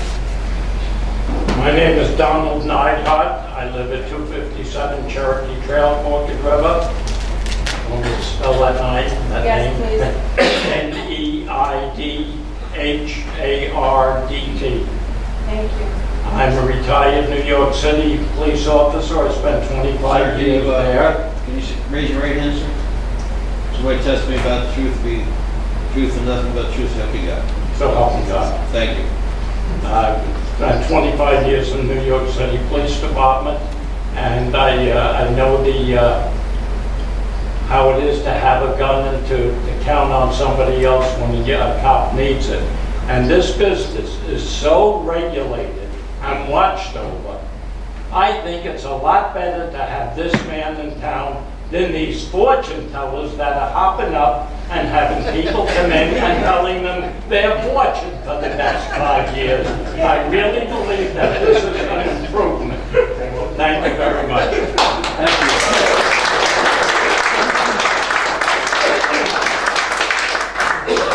I'd like to give your name and our attorney is swearing in.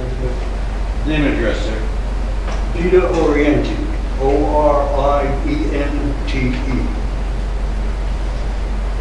And you're a resident of Lacey, sir? 7 Tom Great Court, Orchid River. Raise your right hand, sir. Swear testimony about to give you the truth and nothing but the truth, help you God. I do. Thank you. I've been pink carded, that's the card issued by the state police for any employee of a sporting goods store who is handling firearms. I've been pink carded in 4 different stores. I bought and sold firearms in the shops in which I was employed. As this gentleman just mentioned, firearms industry is probably the most regulated industry in the country. Not only do we have a level of local regulations here in town, but the state police also have rules and regulations, violations of which carry serious penalties, including fines, jail terms, and of course loss of licenses. Then you've got the federal level, the ATFE. They're inspecting books constantly for various violations, and their punishments are also severe.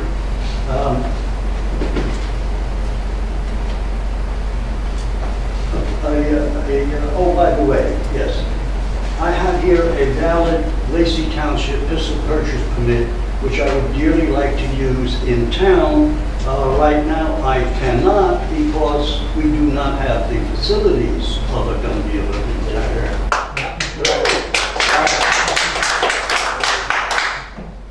There are, as you know, 3 shooting ranges out Lacey Road. I'm a member of 2 of those organizations, and the 3rd one being the police range. Users of those facilities would dearly like to have a dealer in town in which they do not have to leave Lacey in order to pursue their hobby and recreation.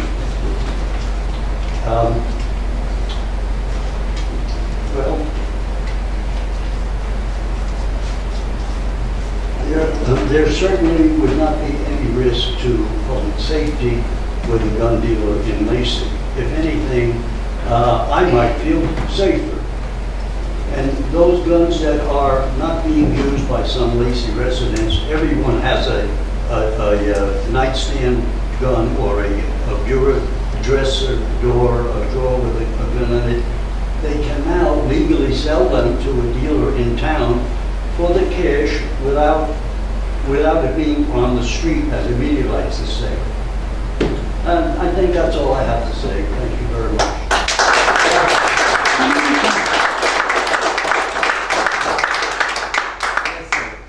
Thank you, Mr. Chairman. I'd like to make a statement It's easy to read. Yeah, if you want to present this. I have to get your name and address. Name is John Liga, L-I-G-A. I live at 74 Deerfield Drive, Manahawkin. Raise your hand, Esther. Swear testimony about to be the truth, nothing but the truth, that we got.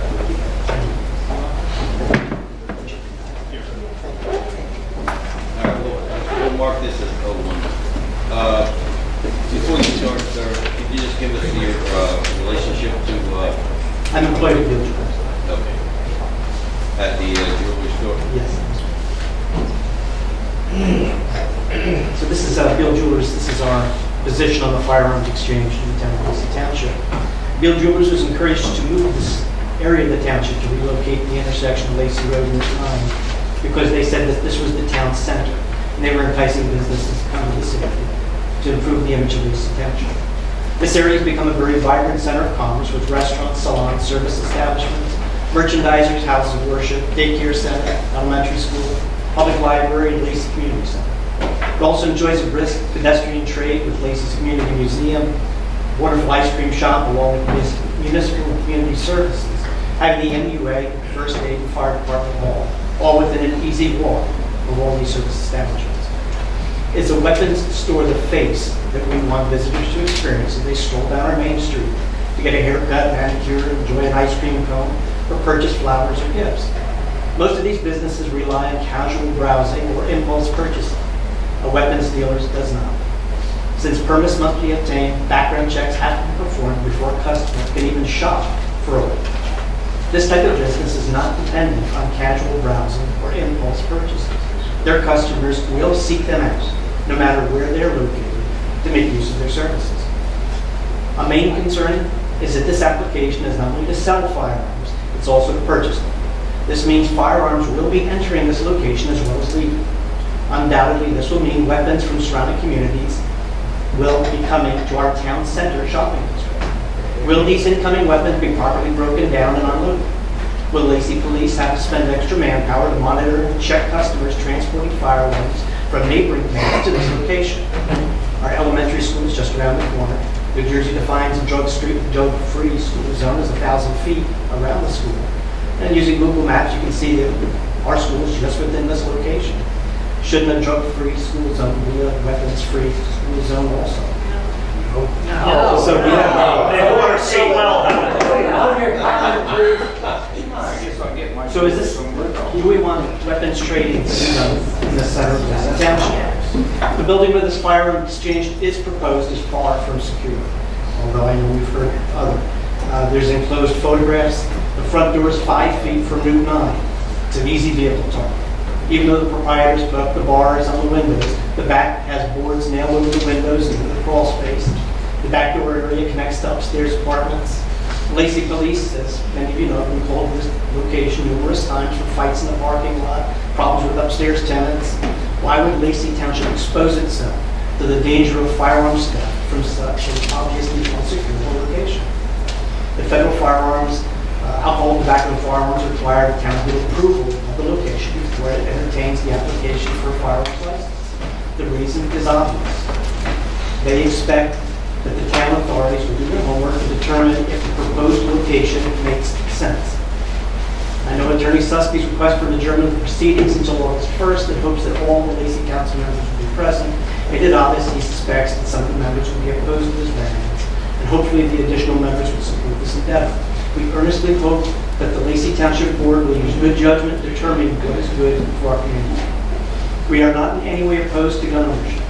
The owner, as well as the jewelers, we're all gun owners. We all have firearms ID cards. The head jeweler is an avid bird hunter. We support Second Amendment right granted by the Constitution to keep and bear arms. However, this is not a Second Amendment issue. This is a town zoning issue. Although this activity is legal, is it appropriate for this location? Just as an adult bookstore would probably be illegal, it would not be appropriate for a family shopping venue. We are urging Lacey Township to use common sense, limit this type of activity to a more secure and less traffic location. Certainly, we're distant from our elementary school, community center, public library, and release these community museum. We just thank you for your cooperation and your consideration. Thank you. Yes, sir.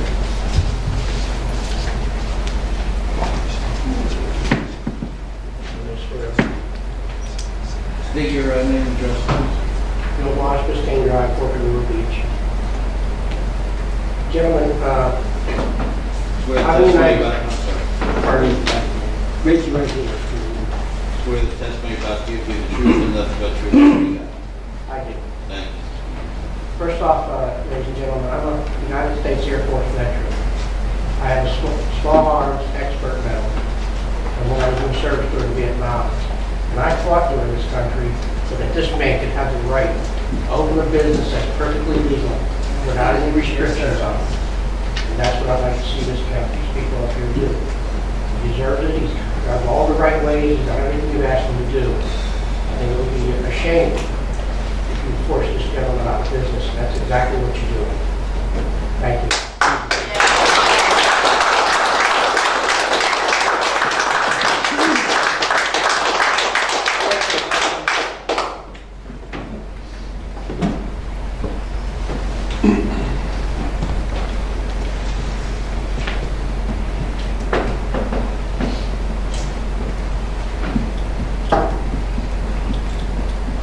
Name and address, please. Say again? Your name and address. John Angren, 15 Lawrence Avenue, Bayville, New Jersey. Spell your last name, sir. ENGGREN. Swear testimony about to give you the truth and nothing but the truth. So help you God. I do. Thank you. A lot of things have been floating around over, you might say, the airwaves. With the recent mass shootings in the various towns and all like that. There's one thing you have to take into account. 99% of them occur in gun-free zones. Now, when you have a gun-free zone, you're there, whoever's going to do something knows there's probably no guns in that whole area. He is going to meet no resistance. Now, I'm talking, just, you might say, kind of common sense. So, the fact that we have a gun store in a downtown area, I don't see where it causes any major problems. Guns will not be loaded on the premises. It's not a rifle range. Firearms have to be cased under New Jersey law. They can't be loaded. You can't even carry a loaded clip in the state of New Jersey. So I don't see where any hazard would be more than if he was selling wrenches and hammers. Thank you. Thank you.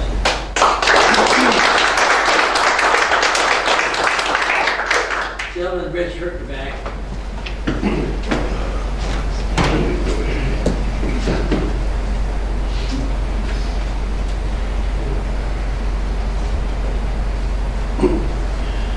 Soul, Sunrise Beach. Raise your right hand, sir. Swear testimony about to give you the truth and nothing but truth. So help you God. Yes. Thank you. So I can make a statement now. Yes, you can. Forked River has quite a history, a long history, dealing with the hunting in the state of New Jersey. After all, look at your symbol up here. You got a boat, power plant, pheasant. Pheasants were raised in the Forked River game farm to supply these guys the ability to go out and practice what they like to do. You want to go bird hunt. You go bird hunt, you need a gun. Or you could use a bow and arrow, which is also a legal weapon under the state law. Okay? But I'm not really too concerned about that aspect of it. I just want you to remember the history of the township that you're sitting up there representing. The thing that bothers me as a citizen is a legal business approached where I think you have a right to operate a business that is being challenged and has to go for a variance. Now, I don't mind that either, as I said before, and I said this to the town council. if you're going to be consistent in the application on how the zoning board approaches any new business, no matter what kind of business it is, as long as it's not specifically defined as his business was not specifically defined. That's why I asked the question about the psychic reader. It's not specifically defined. So if any business that comes in that zoning area, 150, wants to open up, that means they will have to get a variance to be evenly and non-discriminatorily applied. That's the way I read this. Is that what we want as a zoning board? Is that what we want to encourage business in the township? It's your decision. I just made a statement. Thank you.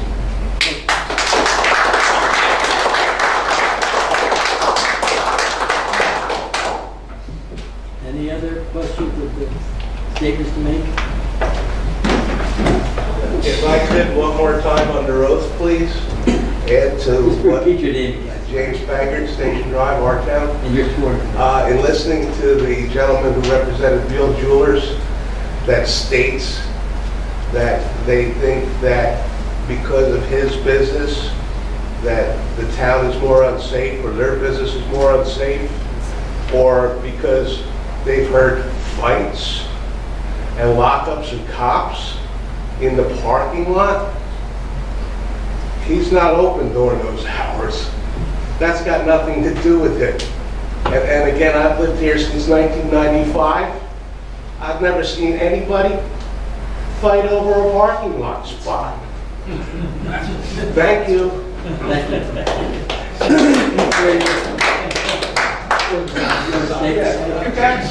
Okay, give me the name and address. Donald Nyhart, Cherokee Trail. Swear to testimony about to give you the truth and nothing but the truth, so help you God. I do. Thank you. I would like to speak a little bit about convenience and variety and land use and things I like about Lacey Township. I like about Lacey that I can get my oil changed in 6 or 8 places, that I can go to the supermarket and get ham and steak and ribs and cheese and milk at any number of places, that I can go to a couple of different Wawas, might have different prices of gas and get a gas price.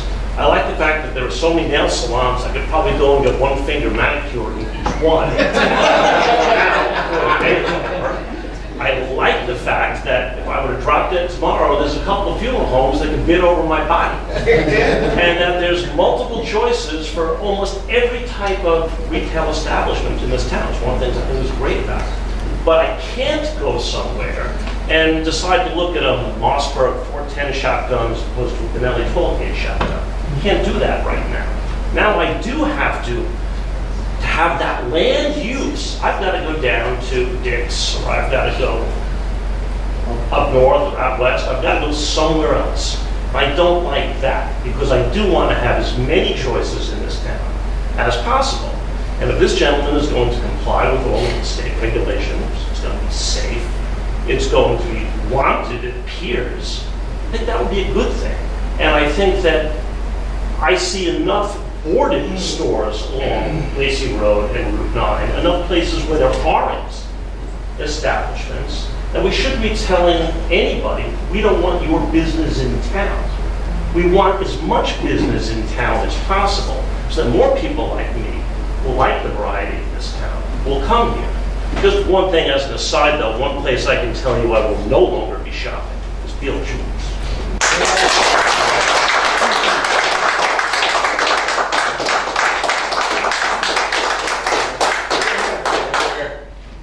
Anyone in the audience have any more comments or statements? Seeing none, I close the general public.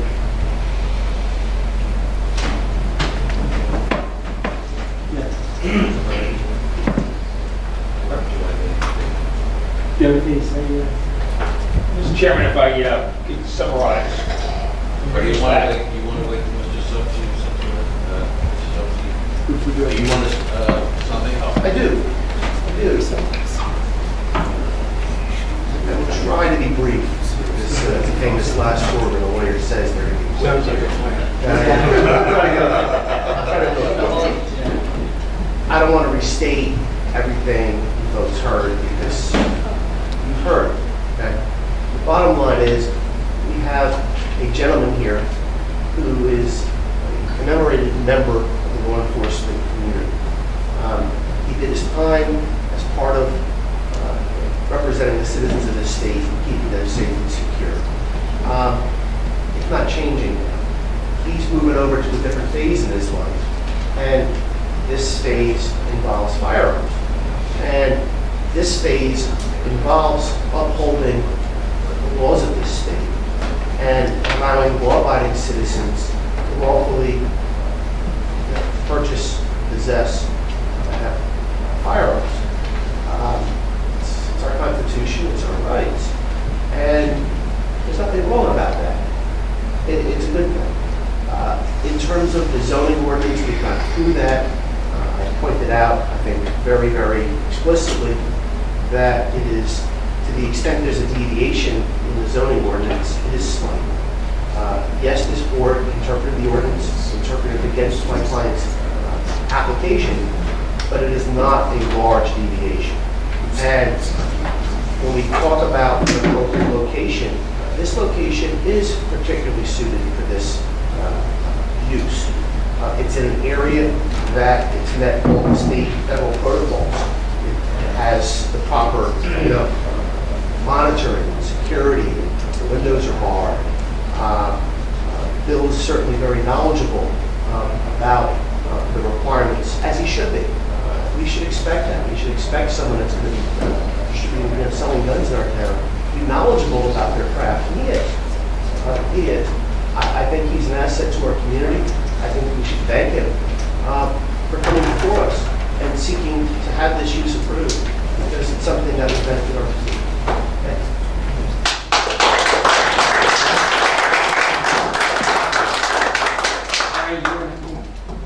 Mr. Chairman, what I'd like to do is bring it back, focus on land use, because that's what we're here, that's what we're doing here. And so I just want to make sure each board member is convinced, and Mr. Gannon would certainly agree in that each board member specifically has to be convinced in their heart that each of these proofs are met. So give that. I'm not going to give you a lot of legal terms. I'm just going to summarize. The first one is that it's a special reasons, but the juries have been deciding, that special reasons is really focused on the promotion of the general wealth. So are you convinced that this proposed use if it promotes the general welfare? Number two, we've heard a level of testimony certainly about all these issues, about the proofs, and we've heard testimony beyond the land use aspect of it. But you need to be convinced that this particular use in this site that is particularly suited for this particular location. The next one is a planning-based question. It's about whether or not this use in allowing numerous firearm sales on this site, that it will not be inconsistent with the intent and purpose of the master plan, the Lacey Township master plan and zoning ordinance. It's not inconsistent. Number four, that they have provided a valid reason why firearm sales should be permitted, because you've already determined that it's not permitted, but they have provided a valid reason or reasons. And last but not least is that there will not be a substantial detriment to the public good. You have to be convinced of that, nor substantially impair the intent of the zone plan and the zoning ordinance. And the zone plan and zoning ordinance, the zone plan is really the zone, they call it the zone map, but that is based on the master plan. So the genesis and everything you decide is really based on the goals, the objective, the mission statement, and what you interpret the master plan, the zoning ordinance, and the zoning map to allow. So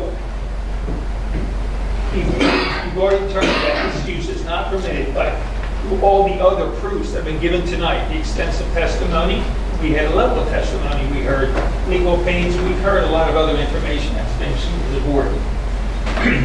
Quite often the board wants to look at, well, where else can this be allowed in town? And we heard testimony on that. And a certain level allows it in other places. But quite often, when something is denied at the zoning board level, it is often then appealed and goes back to the municipal governing body, or where can we have, where can we have sales like that? So that's something, another recourse direction. However, the board is not confined, or you're not involved with that. That's a governing body decision. What you have to be is convinced of those proofs, it's 5 proofs that I just gave to you. Thank you.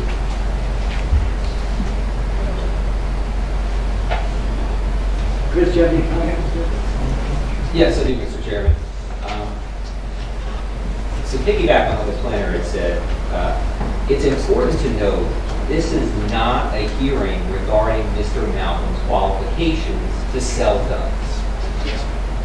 His qualifications are undisputed.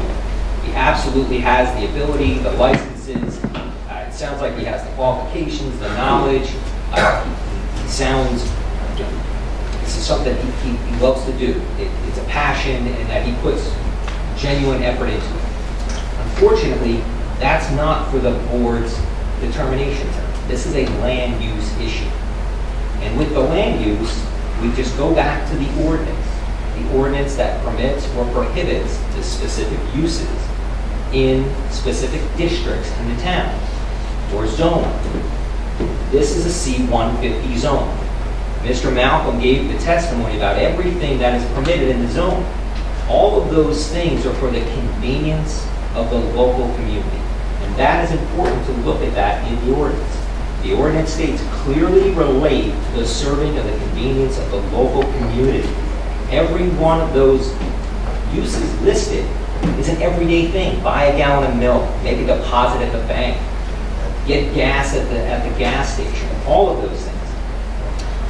Convenience, the word is right in the ordinance. The fact that everyone has to go for a license and all of the qualifications that Mr. Malcolm needs, all the qualifications that a proposed purchaser would need, all of those licensing requirements are meant to make it anything but convenient to purchase a gun. It's not supposed to be convenient. It's supposed to be a difficult thing that you must qualify to do. That goes right against the wording of the ordinance. Now, the ordinance is made by the governing body. This is not the first time that this issue has been presented to the governing body of Lacey Township. There's been interpretation applications that go back as far as 1990, 25 years ago. So this governing body has had the opportunity to revisit making gun sales a permitted use in this zone for at least 25 years, and maybe longer. And they've never made it a permitted use. It's the governing body that makes the decision. It's the governing body that passes these ordinances that you interpret. It's not for this board to decide whether the governing body got it right or wrong. It's to interpret the intent of the governing body. I would propose that the intent here is convenience for the local community, and that possibly they may have looked at this and decided we're not going to allow this. And that's why they haven't. There's been revisits to the master plan over those 25 years, and each time the governing body has elected to not make gun sales a permitted use in C-150 zone.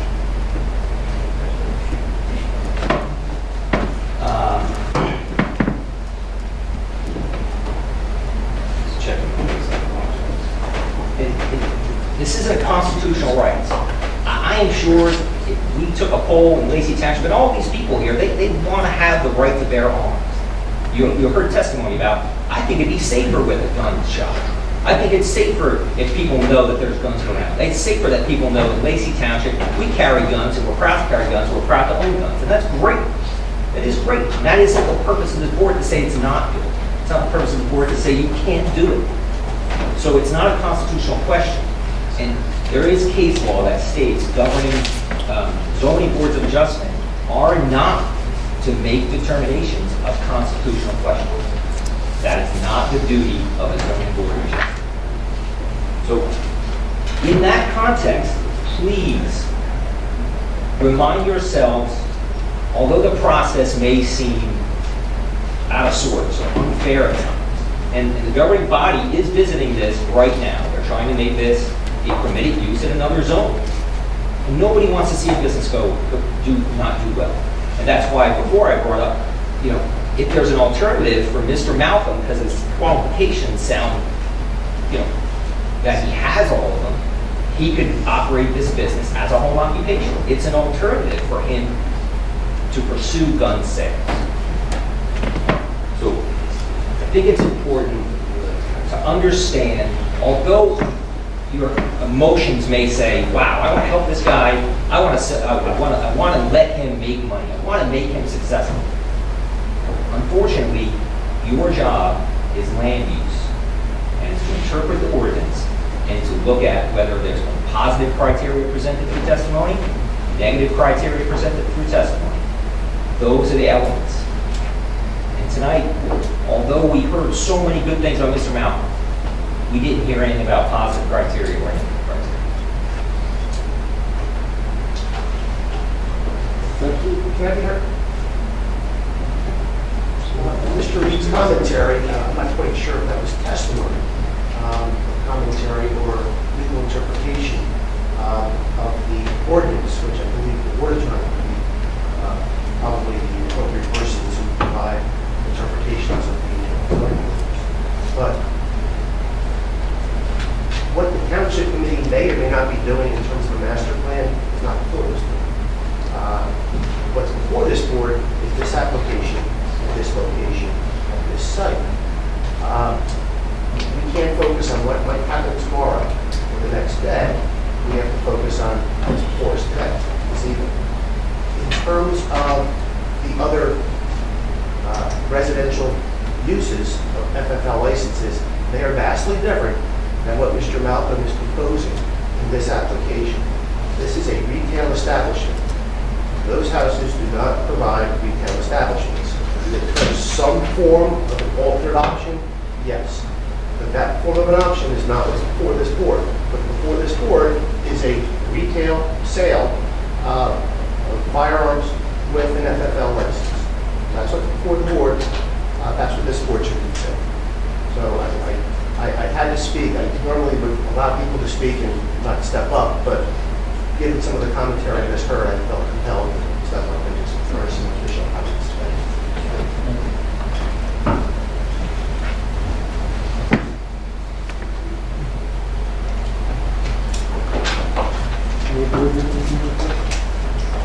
Make a motion to move the application. Second.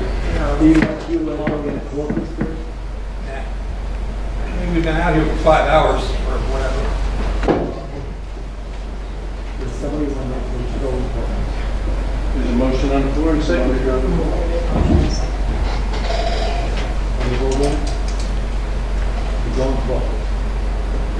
No, there's a motion on the floor. They made a motion. And a second, no, to vote. They made a motion to vote. Accept.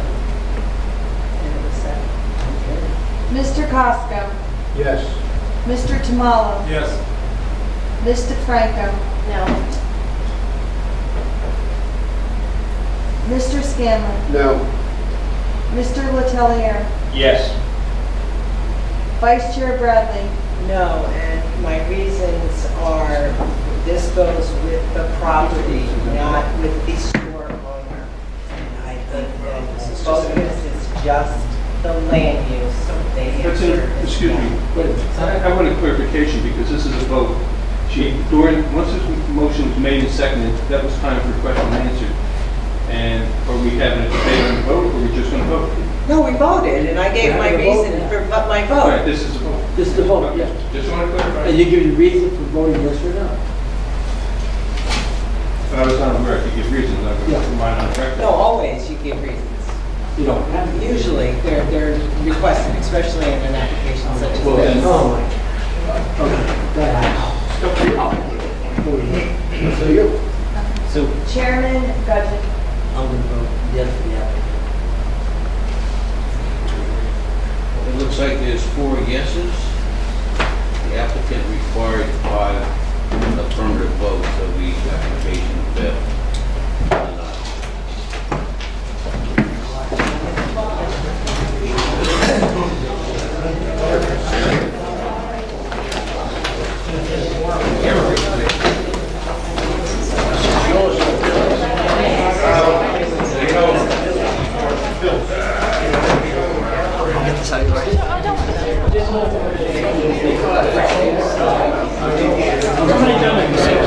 Malcolm, we spoke with you earlier this week about your application with the zoning board, and as you just see on our video here, you were just denied. I want to get your reaction to this. What's your plans going forward from here after the zoning board shot you down again? Well, they're violating their own ordinances. They're violating the law.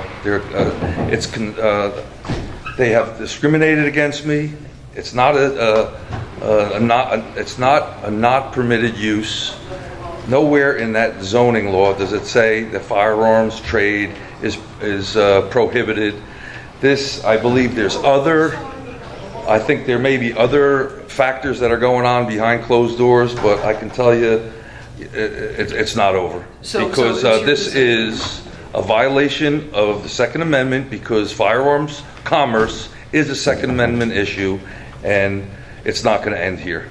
So going further, do you have any plans? I don't know if your attorney, if you're going to be pursuing legal action at this point. Where do you go from here? I'm going to discuss that with my attorney. I've already discussed it with the NRA and several other avenues that I may pursue. But this, it's pure discrimination and violation of the Second Amendment, firearms commerce. Okay, thank you very much, Bill.